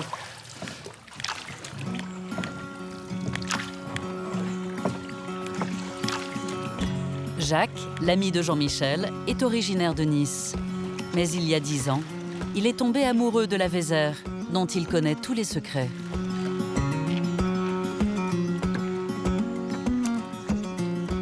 Alors ici, on a une petite particularité botanique, c'est ce qu'on appelle les capillaires des murailles. Ce sont des plantes assez rares hein, qui poussent dans les murailles, dans les murs de châteaux, mais aussi dans les sols calcaires, dans ces falaises calcaires, qui sont nourries parce que le sol, le calcaire est poreux. Et ça donne une espèce de végétation assez majestueuse, avec ces lierres un petit peu sur les côtés aussi qui pendent comme ça, c'est très très beau. Un peu plus loin, la barque de Jean-Michel et Jacques arrive à l'approche du château de Belcaire, un des plus impressionnants de la vallée. De l'éperon de Belcaire, c'est toujours un émerveillement, c'est toujours tellement spectaculaire. Ce château, c'est un trésor architectural de la Vézère. C'est un château médiéval qui a été construit sur un éperon rocheux, restauré ensuite au 19e, mais qui est vraiment d'une beauté. On a l'impression d'être sur un bateau, sur la proue d'un bateau quand on est là-haut. Donc la fonction de ce château, c'était essentiellement une fonction défensive et de protection. Il y a cette tour qui est vraiment typiquement médiévale, et derrière, vous voyez le corps de logis. Et là-dessus, il y avait le château. On voit en fait la tour de ronde avec les mâchicoulis. Et dessus, ils ont construit un bâtiment avec un toit en ardoise qui est absolument sublime. Moi, à chaque fois que je viens ici, j'ai l'impression que le temps s'arrête. J'ai l'impression que le temps s'est arrêté. J'ai l'impression que si on était venu 2 siècles auparavant, peu de choses auraient changé. Les arbres seraient un peu moins développés, etc. Mais cette nature, cette beauté, je dirais, immuable, universelle. Donc c'est pour moi toujours un plaisir, ce calme, ce silence, ce bruit de l'eau. Je pense qu'on a toujours besoin de ce bruit magnifique de l'eau pour écouter cette poésie de l'eau qui est fabuleuse. C'est pour ça que tu fais très peu de bruit en pagayant, alors? C'est ça, c'est pour ça que je te laisse ramer. Oui, oui. D'ailleurs, si je pouvais ramer un peu plus vite.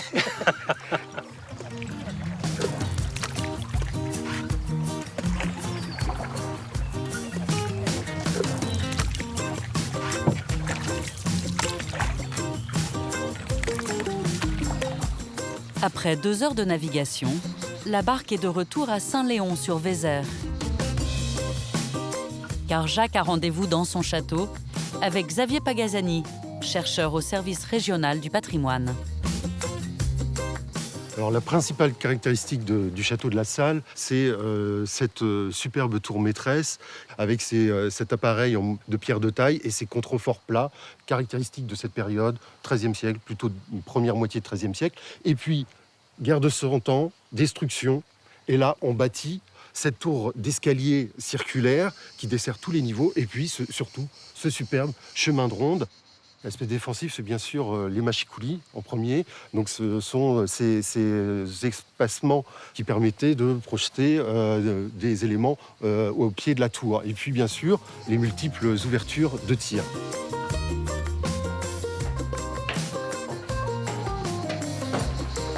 C'est sous le toit en pierre de la tour que se cache la particularité de l'édifice.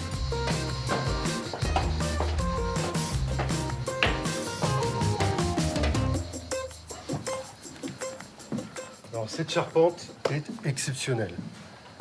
En fait, contrairement à l'habitude, elle ne repose pas sur la maçonnerie. Comme vous pouvez le voir ici, le toit est complètement dégagé de la maçonnerie. En fait, la charpente repose sur ces pans de bois ici, et notamment sur ces énormes poteaux d'angle que vous pouvez voir. Une charge énorme, puisque nous avons affaire à une charpente couverte en lauze. C'est du bois, ça vit. Ici, c'est fissuré, mais c'est pas... Chaque tenon est toujours là, les mortaises sont là. Quelques bois ont été changés. On vit en permanence au contact avec la pierre, les murs. Et c'est ce qui est magnifique dans cette tour, c'est le bonheur qu'on a, c'est de vivre vraiment en communion avec la nature. Ah, ce château, je l'aime depuis le début, ce château. J'en suis amoureux. C'est mon bébé, c'est ma maîtresse. C'est quelque chose d'extraordinaire. Il a un charme fabuleux. Chaque fois que je viens ici, je me dis, on n'est plus le même homme, on n'est plus pareil. On a le poids de l'histoire sur ses épaules. Et je me dis, eh ben, ici, je suis un gardien. Je suis le gardien du château. Je ne suis pas le propriétaire, je suis un gardien. Et je fais en sorte de conserver, de sauvegarder ce patrimoine. À l'occasion de la fête du pain de Saint-Léon, Jacques ouvre grand les portes de son château pour recevoir les villageois qui viennent partager un moment de convivialité. S'il n'y a pas de vie dans un château, ça ne sert à rien. Autant vivre dans une petite maison. Voilà, un château, c'est fait pour que ça vive, qu'il y ait du monde, qu'il y ait des gens, et que, voilà, qu'on puisse voir ce qui s'y passe. C'est exceptionnel, ouais, parce qu'on rentre dans un cadre. Ça fait 15 ans qu'on passe devant ce manoir et on ne peut pas rentrer. Et puis là, on rentre On mange du pain, un super bon pain fait dans le coin, c'est super, avec des amis. Que ce soit ouvert, c'est l'opportunité même pour les gens de village, justement, de venir à l'intérieur, de discuter. C'est des moments précieux, je trouve. De pouvoir rentrer chez lui comme ça, c'est vraiment une ouverture pour tout le monde. À la santé des boulangers. À la santé. Michel, Robert. Santé. Santé à la convivialité.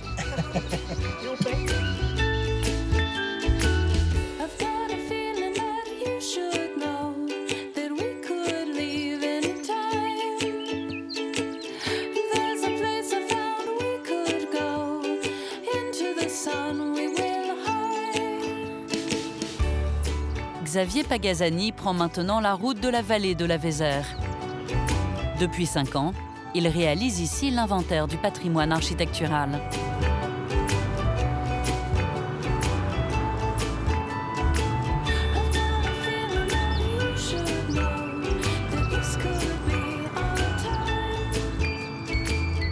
On arrive sur la Vézère, sur les berges de la Vézère, avec le site de la Roque Saint-Christophe, avec sa haute corniche de pierre calcaire qui domine le fond de la vallée.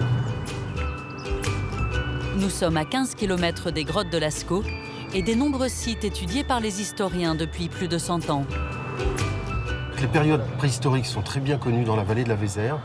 Elles sont même beaucoup mieux connues que les siècles les plus proches de nous. Et c'est pour justement rééquilibrer un peu les choses que nous avons lancé cette opération d'inventaire.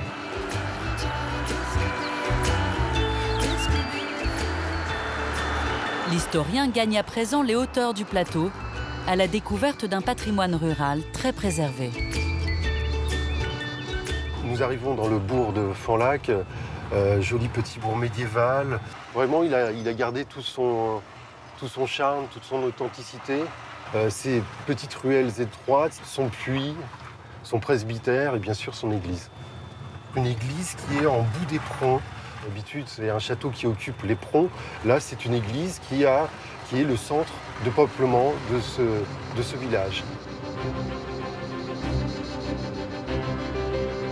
De retour dans la vallée, Xavier Pagazzani passe devant le château de Sauveboeuf, bâti au XVIIe siècle, sur la rive droite de la rivière.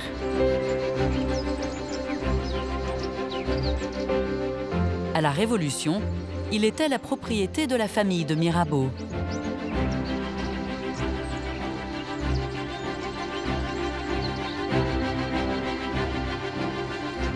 Un peu plus loin, en suivant la Vézère, le conservateur arrive au château de Los.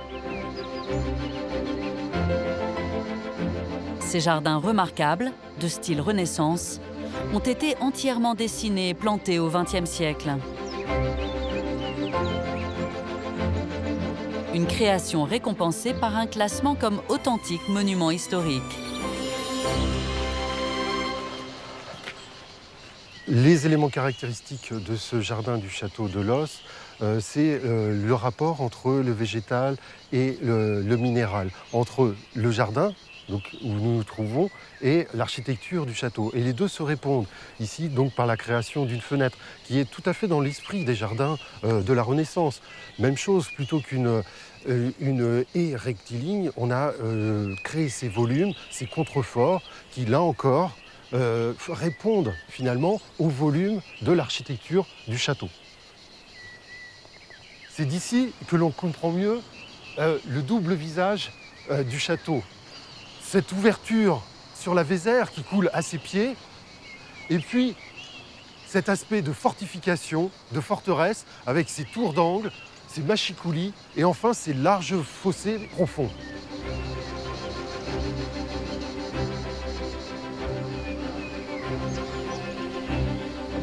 À l'intérieur, le château a conservé ses décors du XVIe siècle.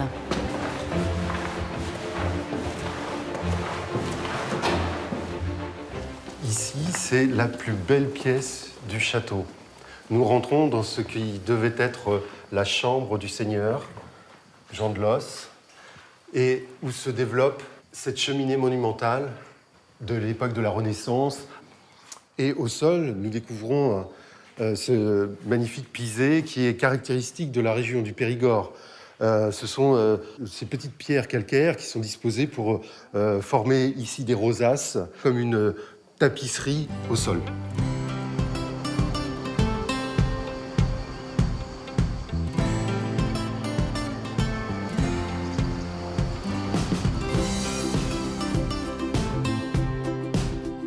Nous prenons à présent la direction de l'ouest de la Dordogne. Un paysage de collines, rythmé par les cultures et les pâturages. Nous sommes en juillet. C'est le début de la récolte pour Frédéric Prado, au volant de sa moissonneuse. Les moissons, c'est un très très beau moment qui concrétise tout le travail qui a été fait sur une année. C'est un moment plein d'effervescence. Moi, ça me renvoie aux moissons avec mon grand-père. Gamin, je suivais la moissonneuse et c'était un moment plein d'émotions.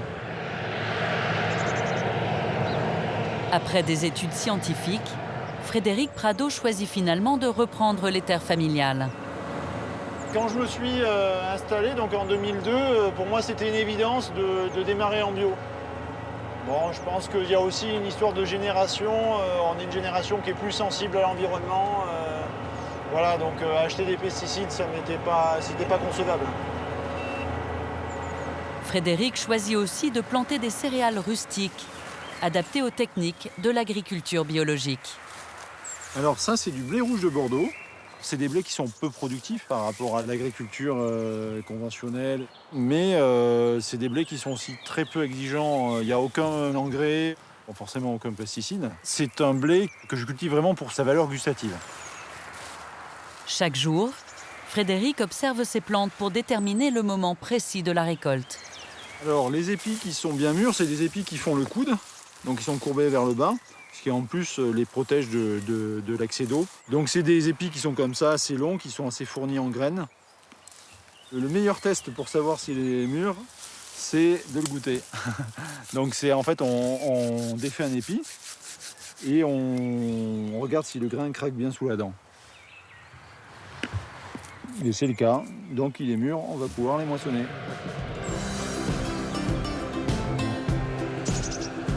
Par passion pour cette terre, Frédéric ne se contente pas de cultiver des céréales. Depuis 10 ans, il réalise aussi lui-même ses farines. Il s'est formé au métier de meunier et a remonté dans sa grange un authentique moulin des années 50.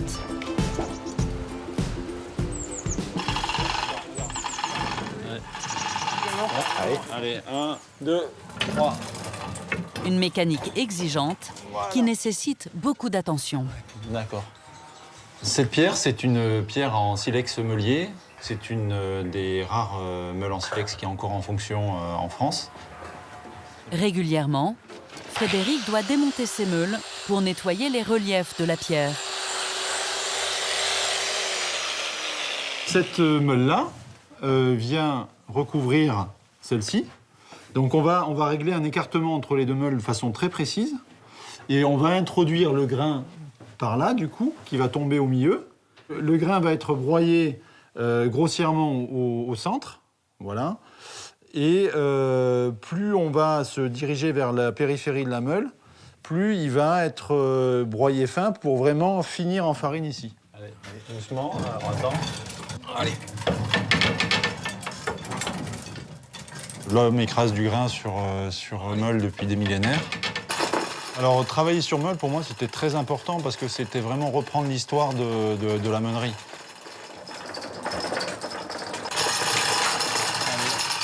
La pierre est en place, donc elle va tourner sans problème sur son axe.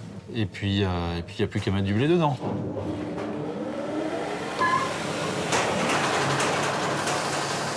Pour moi, c'est un immense plaisir dans ce moulin, à chaque fois que je le démarre. Ça, c'est quelque chose d'incomparable.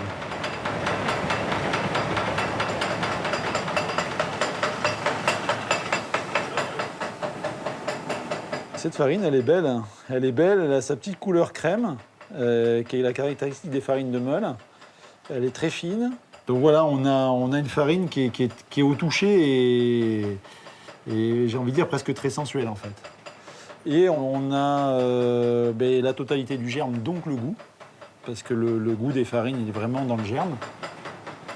Voilà, j'essaie d'être loin des standards de l'industrie, d'une grosse production.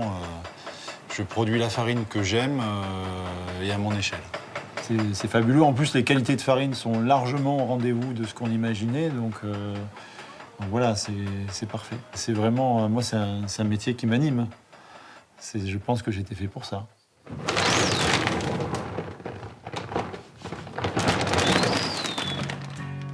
Frédéric moule lui-même la totalité de sa production et assure aussi la vente de sa farine à une dizaine de boulangers de la région. Des artisans qui viennent souvent eux-mêmes au moulin chercher chaque semaine quelques sacs de cette farine fraîche d'exception.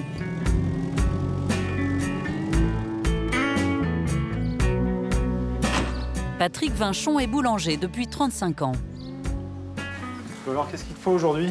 Je vais prendre ça, la 65, et puis un sac de 80. Ouais. Bon, ben, impec. Et les enfants à l'arrière. Ça va aller? Fred, là, depuis qu'il a monté ses grosses meules de pierre, là, je travaille pratiquement à 95% toute sa farine, quoi. En meunerie, en général, une farine, c'est au moins une dizaine de blés mélangés les uns avec les autres. Et bah, lui, il fait une farine avec un seul blé, c'est exceptionnel. Hein. J'ai jamais vu ça nulle part, quoi. Il arrive à faire une farine qui est vraiment... Ouais, il n'y a même pas de mots pour définir sa farine.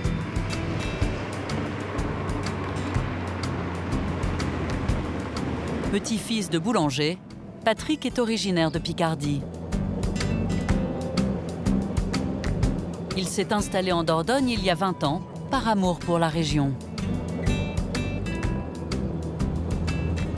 J'ai trouvé une petite maison et puis tout de suite, voilà, ça m'a plu ici. C'est beau, hein, c'est une belle région. Avant, j'avais une boulangerie avec des employés où je travaillais comme un cinglé, il n'y a pas d'autre mot, hein, c'était de la folie, quoi. Et puis, j'ai fini par construire mon fournil dans la grange, construire mon four à bois et ça me permet de vivre.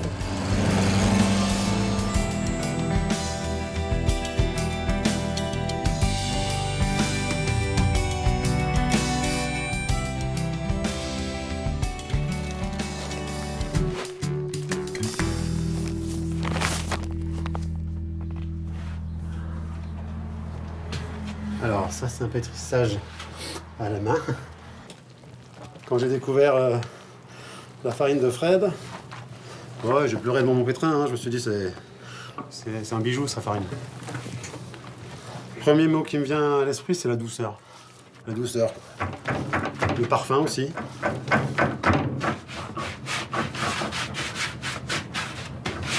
Patrick façonne une dizaine de pains différents. Il enchaîne ensuite les cuissons dans son four à bois, jusque tard dans la nuit. Pas d'horloge, ni de thermomètre. C'est toute l'expérience du boulanger qui règle la fournée. Là, c'est une cuisson vraiment extra. Parce que ça a quand même pris son temps. Ça fait, je pense, au moins 50 minutes qu'elles sont au four, les tourtes, là. Et elles sont pas noires, elles sont dorées. Ça sonne. Là, les deux tourtes qui sont un peu proches l'une de l'autre. Voilà, ça fait deux tourtes siamoises. Voilà. Ça, c'est le baiser du boulanger. Et bon, parfois, ça colle même davantage. Donc, quand on les décolle, forcément, ça fait un endroit où c'est plus de la mie que de la croûte. Et il y a des clients qui aiment bien. Voilà. Là, c'est vraiment la récompense, quoi. Comme élever un enfant, quoi, un peu. On fait attention à lui, et puis après, on est content de le voir grandir. Bah, c'est exactement la même chose.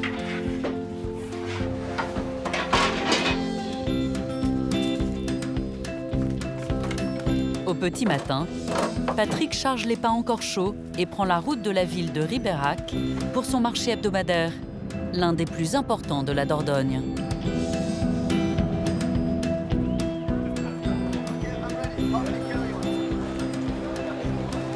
C'est son seul point de vente. Il propose son pain ainsi qu'une grande variété de gâteaux et viennoiseries préparés tout au long de la semaine.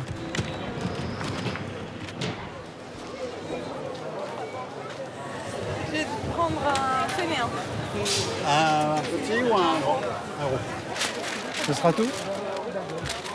Est-ce que tu as des cookies amandes cette fois? Oui. Magnifique. Alors, Voilà, je t'ai gardé tes 25 cookies. Son pain est très très bon, donc c'est de la farine bio. Donc ça donne un petit goût particulier, mais qui est vraiment très très savoureux. Patrick, c'est plus qu'un boulanger, pour moi, c'est quasiment un ami, quoi. On met un sac plus grand. Je peux t'en offrir un, sinon ça rentrait pas dedans. Je te remercie. Oui, là c'est la récompense, voilà, c'est vrai qu'on vend les produits. Et puis depuis 18 ans, on est là. Donc les gens nous connaissent par cœur, c'est le cas de le dire, quoi. Voilà, il y a un bel échange. Même en pleine moisson, Frédéric Prado, qui habite à 5 km, ne rate jamais le rendez-vous du marché. Ouais, Super bah, beau, pareil. belle couleur, ouais. Ah, c'est chouette, hein. Et les viennoises aussi, elles sont jolies. Hein. Tous les vendredis, effectivement, on vient chercher le pain sur le marché et puis il nous fournit, comme c'est un pain qui se garde toute la semaine, voilà, un seul marché par semaine et on est pourvu.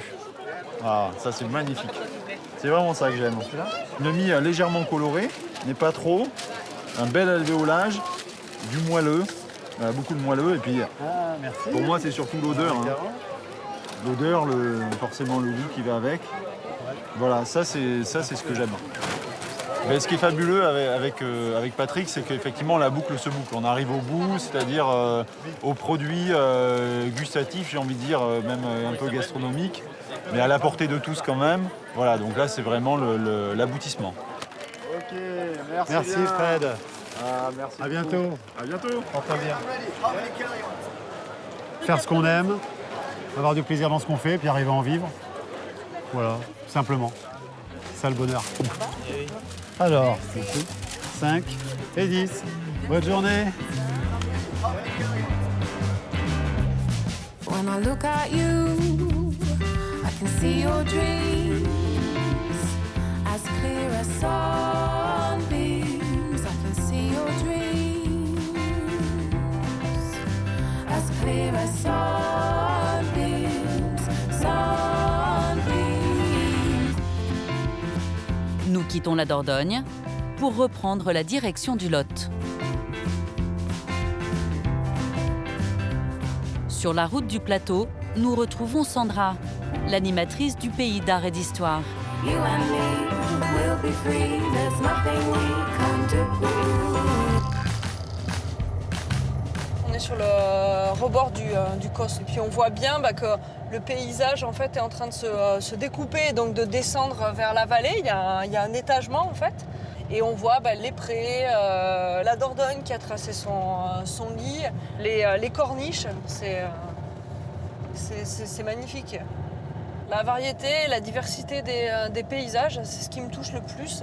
Et ce qui me plaît, ce que j'aime beaucoup, c'est de pouvoir, en quelques kilomètres, changer complètement d'environnement. You and me will be free, there's nothing we can do. En descendant du Causse, Sandra atteint des villages typiques du Lot. Sur ce territoire, on a énormément de villages en fait, qui sont d'origine gallo-romaine, avec des villages qui vont se finir par le suffixe ac, comme à Carénac. Donc ac, c'est le suffixe acum, ça veut dire le domaine de en fait. Donc ici, on est dans un village qui s'appelait le domaine de Carénac, Arrhenius. À l'entrée du village, la route contourne les bâtiments d'un monastère fondé au XIe siècle. La particularité du village de Carénac, c'est vraiment d'être resserré autour du prieuré. C'est vraiment la base du village, avec les maisons qui se développent autour, un peu comme une coquille d'escargot.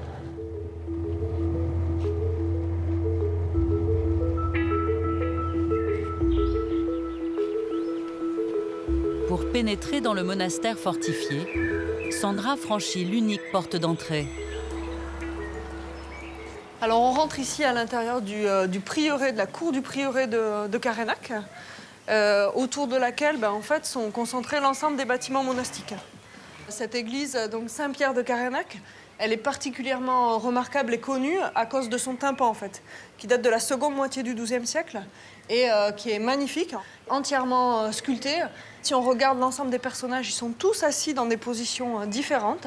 On a vraiment l'impression qu'ils sont en train de discuter de manière assez animée, avec des détails vraiment très expressifs. Alors on se trouve ici au milieu du cloître de Carénac. Ce qu'il a de particulier, c'est qu'en fait, il y a une galerie romane, donc il subsiste juste une galerie de la période d'origine de construction du cloître, avec des arcs en plein cintre, donc des arcs jumelés, et le reste, les 3 autres galeries, sont des galeries gothiques, avec un arc brisé et puis des voûtes surcroisées d'ogives. L'une de ces galeries permet à Sandra d'accéder aux chefs-d'œuvre du monastère. Alors, on se trouve ici à l'intérieur de la salle capitulaire. Et donc là, on peut voir la mise au tombeau de Carénac avec donc des personnages qui sont grandeur nature. Du coup, ça lui donne quand même un côté assez imposant et émouvant.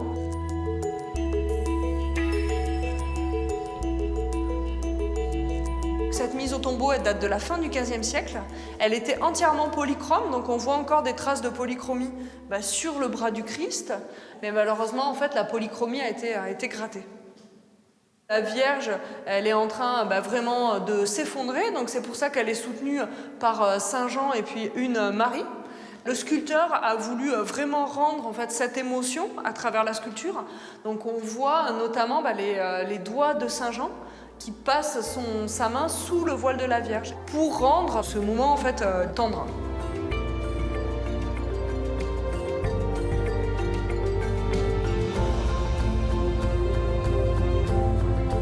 Sandra poursuit son périple et fait un détour par l'une des routes les plus spectaculaires au-dessus de la vallée de la Dordogne. La route, elle est très sinueuse et donc on se croise difficilement à 2 voitures quand même. Les voies de communication, elles ont contribué à faire la richesse du territoire, surtout cette route qui longe les falaises et qui permet de passer du Causse à la vallée. Là, on arrive au bord de la Dordogne et j'adore prendre cette petite route.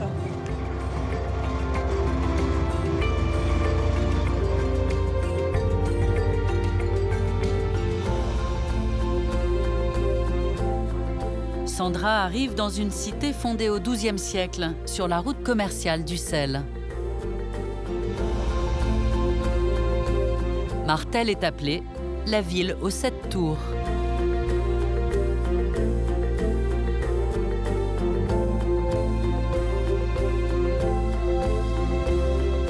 Parmi ces trésors, le beffroi de l'hôtel de ville, inaccessible au public, dans lequel Sandra monte pour la première fois.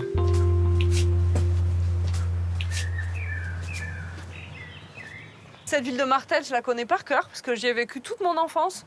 Donc je connais toutes les ruelles, les marchés, son côté médiéval, mais j'étais jamais encore montée ici. C'est inédit pour moi, donc je suis ravie de pouvoir le faire aujourd'hui. C'est une ville marchande, donc qui va abriter énormément de gens, de bourgeois, qui vont s'enrichir grâce au commerce et qui vont se faire bâtir des demeures avec des tours. Et les tours, c'est un symbole de prestige à l'époque médiévale. La seule tour qui peut être une tour de défense, c'est la tour Tournemire, qui est une tour du XIIe siècle.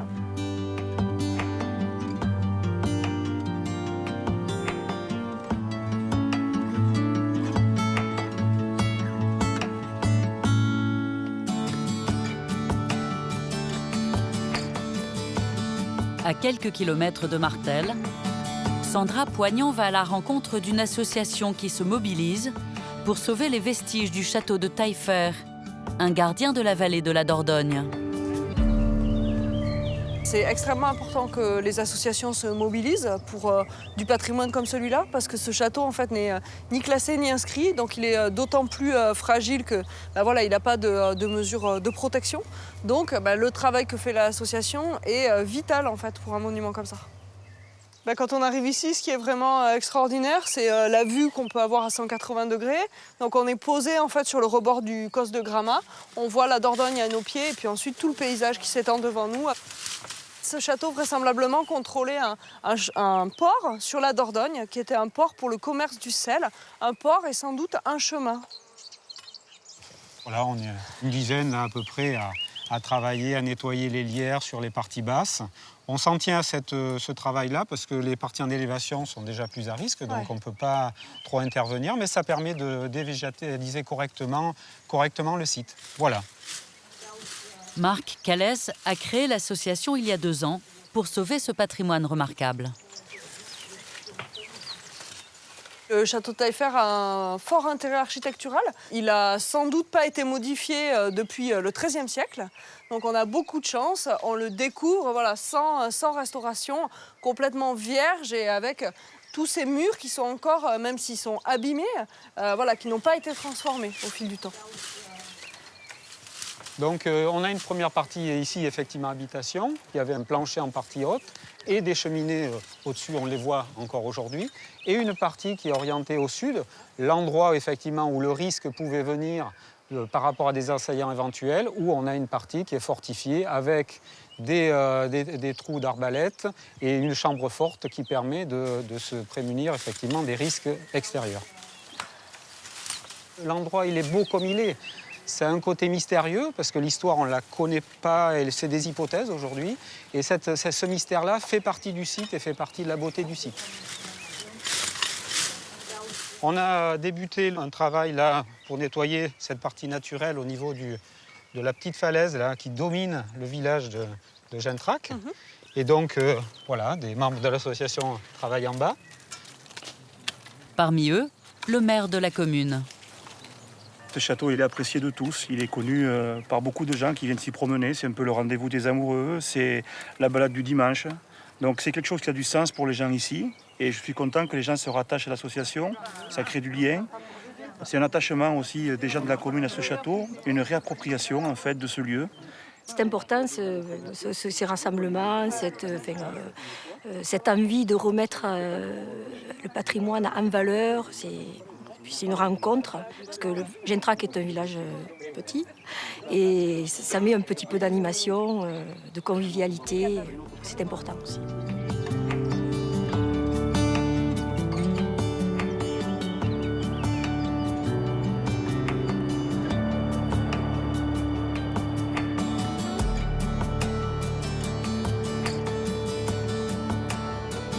Plus au sud du département, au détour d'un méandre du Lot, apparaît l'Arnagol. Un village bâti autour de son château du XVIIIe siècle, avec des jardins en terrasse.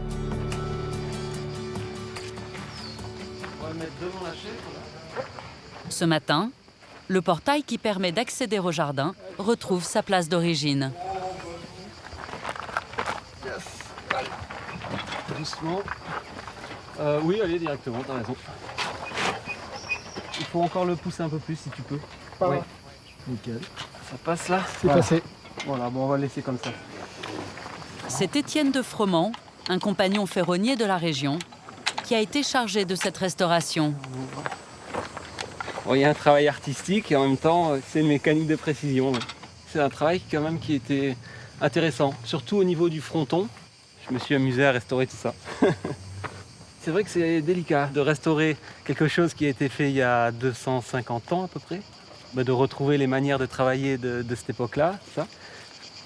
C'est un moment symbolique et important. Et on retrouve la maison telle qu'elle devait être il y a 3 siècles. Michel Comte et son mari restaurent le château pour ouvrir des chambres d'hôtes. Dans le jardin, ils ont aménagé un potager d'agrément. C'est un plaisir d'avoir ses propres légumes bien frais, bio. C'est un jardin qui est tout autant vivrier qu'un jardin ornemental. Initialement, le jardin potager, il ne devait pas être là, parce que c'était quelque chose de plus subalterne et il devait plutôt être sur les terrasses. Le long de la falaise, à 100 mètres du château, coule la source qui alimentait le domaine jusqu'au milieu du XXe siècle. C'est la source qui dictait beaucoup de choses. Il n'y aurait pas de jardin s'il n'y avait pas eu cette source. L'eau, elle sort de la roche dans une faille, elle atterrit dans un premier bassin, Et ensuite, par cascade successive, elle descend dans 3 autres bassins.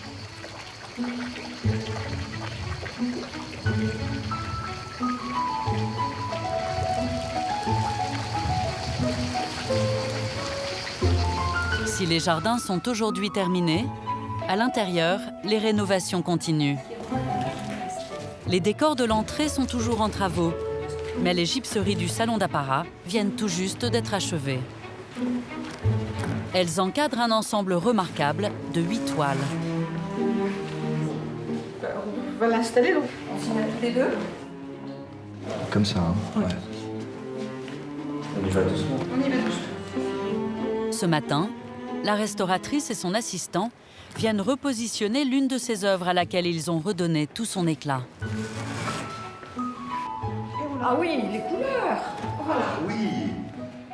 On la découvre, puisqu'on ne l'avait jamais vue comme ça, puisqu'elle était très sale, très noire.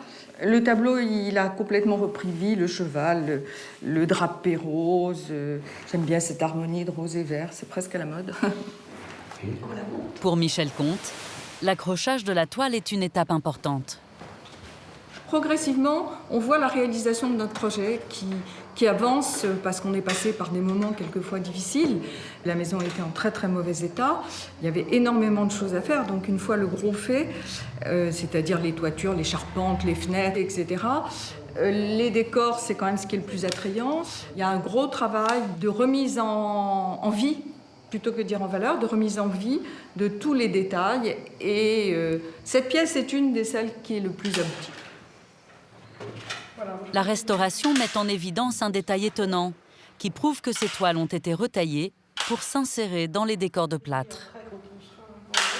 Elles ont été adaptées à ce salon dans la mesure où l'on voit que la chasse a été coupée, on a mis corps de chien et le troupeau de tête qui emmène la chasse n'est pas visible.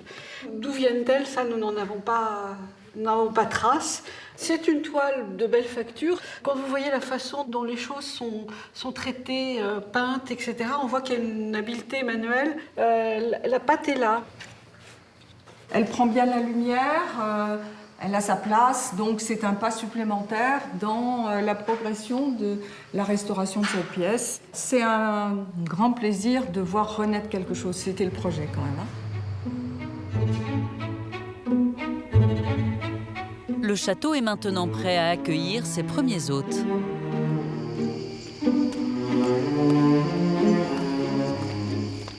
Nadine Darson, de l'Office de tourisme du pays de Figeac, vient visiter les lieux et découvrir l'hébergement que propose Michel. Donc là, c'est la cuisine d'origine de la maison. C'était une pièce domestique, d'ailleurs, dans laquelle, je pense, les propriétaires rentraient peu à l'époque. C'était une pièce subalterne pour les domestiques. Devant la fenêtre, un grand évier du XVIIIe siècle, typique du Quercy, a été conservé avec sa particularité, une faible hauteur qui permettait de faire la vaisselle assis.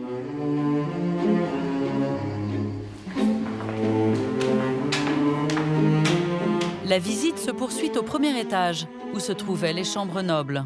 Donc voilà, notre première suite, donc l'antichambre, qui est un salon privé, donc destiné aux hôtes. On est à un territoire avec de magnifiques villages, très belles bâtisses, et on a un public vraiment passionné, curieux et connaisseur de ce type de patrimoine. Donc oui, on a une demande par rapport à ça, oui. Donc, voici la chambre. Très belle chambre, oui, beaucoup de volume. Hein. Oui, bah oui, c'est haut de plafond. Et une superbe vue sur les jardins en terrasse. Ouvrir des chambres d'hôtes, c'est partager avec d'autres, d'échanger avec eux aussi, parce que de les recevoir, c'est aussi une occasion d'échange avec des gens qui s'intéressent aux mêmes choses, qui ont la même passion du patrimoine.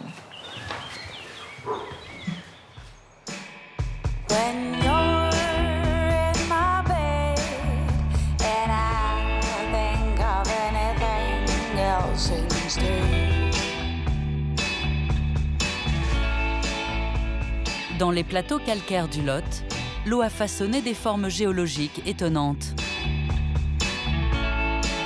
Des trésors minéraux qui ont valu au parc naturel des Causses du Quercy d'être labellisé Géoparc par l'UNESCO en 2017. Un territoire sur lequel veille le géologue Thierry Pellissier.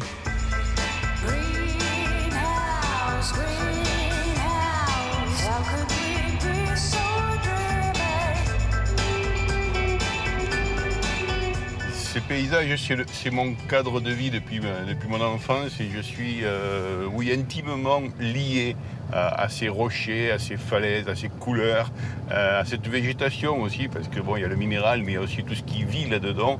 Et c'est vraiment, oui, c'est mon pays.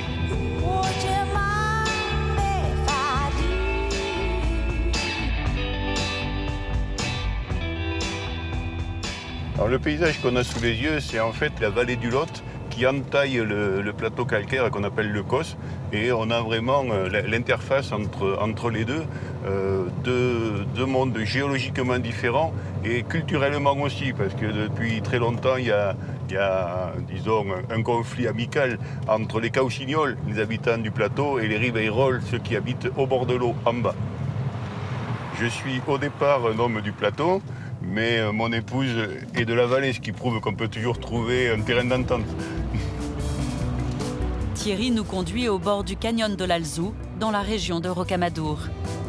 Un magnifique exemple du travail de l'eau sur plusieurs millions d'années.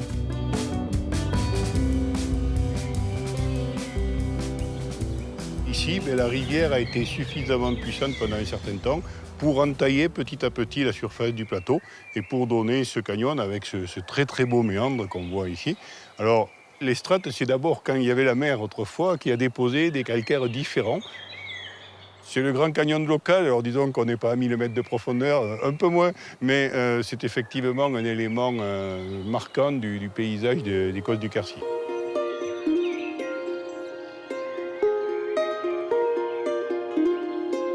Un peu plus loin, la petite vallée de Louis. Elle présente une autre originalité géologique qui attire les plongeurs spéléo du monde entier. On arrive à un endroit où la vallée est complètement aveugle. C'est-à-dire que voilà, la vallée s'arrête ici, à ce point tout à fait particulier, cette vasque qui est en fait le point de sortie des eaux, ce que l'on appelle une résurgence. Et c'est la résurgence de Saint-Sauveur. Et quand il pleut, alors là-haut, mais aussi à 10, 20, 30 km en arrière, l'eau va s'infiltrer, elle descend dans les fissures du calcaire, elle descend beaucoup plus bas que la vasque, elle descend 180 mètres plus bas, et puis elle va remonter pour sortir ici et donner cette petite rivière Louis. Dans le Lot, il y a beaucoup de plongées spéléologiques. C'est la 3e destination au monde pour la plongée spéléo. Mais parmi tous ceux qu'on peut trouver dans le département, dans le Quercy, le site de Saint-Sauveur est quand même un site majeur.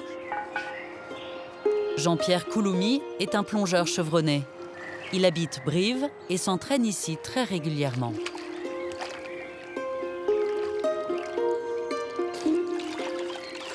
Disons que je viens en moyenne une fois par mois. Bon, c'est d'abord pour le plaisir, parce que les lieux sont superbes, parce que ce mélange de verdure, d'eau, ciel bleu, soleil, pleine nature, quoi. C'est un côté de liberté qu'on n'a pas partout.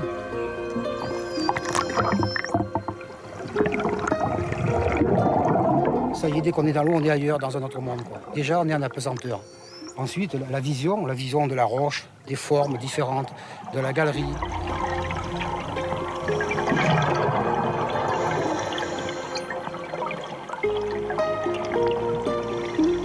Il y a une grotte qui s'enfonce jusqu'à moins 24 mètres de profondeur. Et cette grotte est magnifique parce qu'elle est très corrodée. Et là, on arrive à cette fameuse étroiture. Alors l'étroiture, c'est un petit couloir rectangulaire, on va dire plus ou moins horizontal, qui fait 60 à 80 cm de haut d'un côté. Au niveau de l'étroiture, on se retourne, on voit le jour encore. Dès qu'on a passé l'étroiture, c'est le noir complet. Là, on est en plongée souterraine carrément, quoi. Sous plafond, plongée souterraine.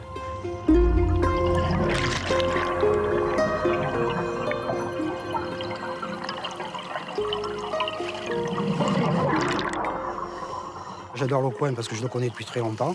C'est un super endroit pour les plongeurs spéléo, quoi. Il y a vraiment de tout niveau. C'est très joli. Pour faire de l'entraînement, c'est bien parce que il y a de la profondeur, il y a de l'eau claire, c'est joli et il y a de la roche. Disons que c'est un ensemble, quoi.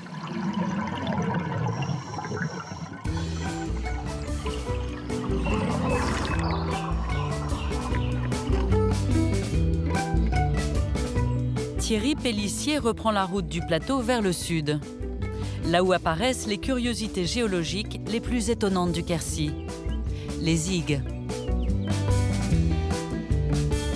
De gigantesques puits en forme de cirque, qui semblent avoir été creusés comme des carrières, mais qui résultent là encore du travail de l'eau au fil du temps. Et nous voilà donc au bord de l'île de Crégols, donc une espèce d'énorme trou totalement circulaire, un trou à l'emporte-pièce avec toutes les strates bien parfaitement visibles, et puis deux milieux radicalement différents, le cos là-haut, grand soleil, et puis le fond avec la pénombre et puis une humidité différente de ce qu'on a d'habitude dans la région. Cette île s'est formée par l'eau qui s'est infiltrée dans les fissures. On voit très bien que la roche est fracturée dans tous les sens. L'eau attaque le calcaire, le dissout et ça va creuser un vide. C'est du calcaire qui fond dans l'eau comme du sucre fond dans l'eau quasiment. Quand le vide est devenu suffisamment grand, à un moment donné, comme une voûte qui perd sa clé de voûte, tout s'est effondré. Mais c'est vraiment à la fin que l'effondrement s'est produit. C'est un des endroits où tout petit, avec les copains, on venait en vélo. Et puis, évidemment, sans se vanter de l'endroit où on allait, on descendait là-dedans et on farfouillait dans les rochers à droite à gauche. Bon, une Madeleine de Proust d'une taille inhabituelle. L'accès n'est absolument pas réglementé pour l'instant, donc c'est quelque chose, tout le monde peut y aller. Par contre, la descente demande quand même d'être vigilant. Il y a une petite corde pour aider le passage, mais c'est vrai qu'il ne faut quand même pas être unijambiste.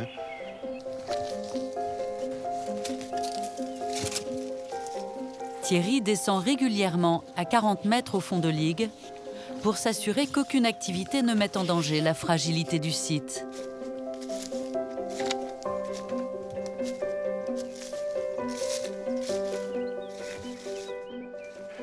Voilà, l'intérêt de descendre ici, c'est pour le biotope, parce qu'on a un milieu de mousses, de fougères qui n'existent pas normalement sur le Causse.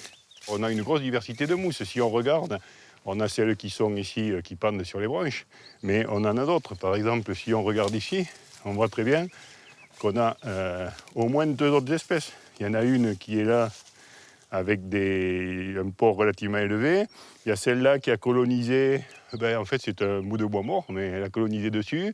Un spécialiste là-dedans, on trouverait certainement au moins 10, 15, 20 espèces de mousses différentes. Pendant ce temps, sur le rebord de l'Igue, une équipe est à la recherche du plus bel arbre. Cédric Babste-Brocard se prépare à bivouaquer dans ce chêne. J'ai découvert ce site il y a quelques temps avec le conservateur du coin, donc avec Thierry. Et j'ai juste trouvé cet endroit vraiment fabuleux. Et je me suis dit que voilà, on va amener les copains pour dormir dans les arbres.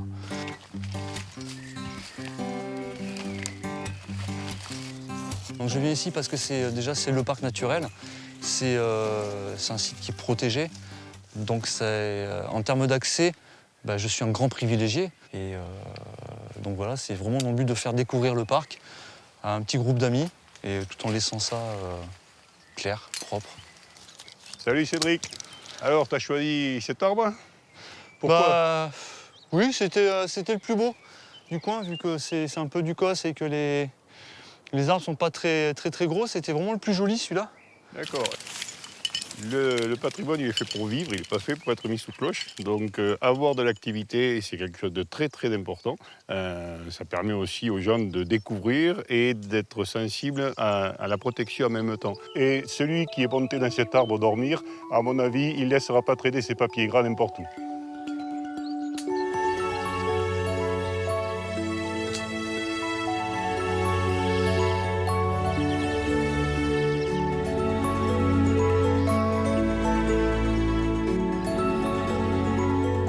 Le lendemain matin, les dormeurs perchés au bord de l'Igue émergent doucement dans la chaleur des premiers rayons du soleil.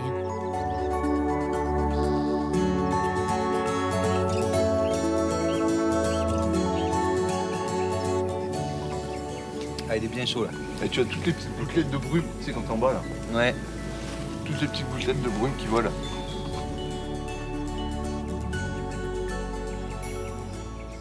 Là, c'est super joli, il y a le brouillard qui se dissipe.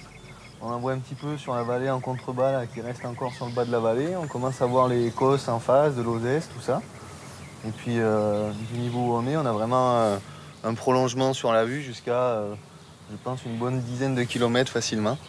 Et on a la Ligue juste sur notre droite là, où on voit les jolies strates de calcaire.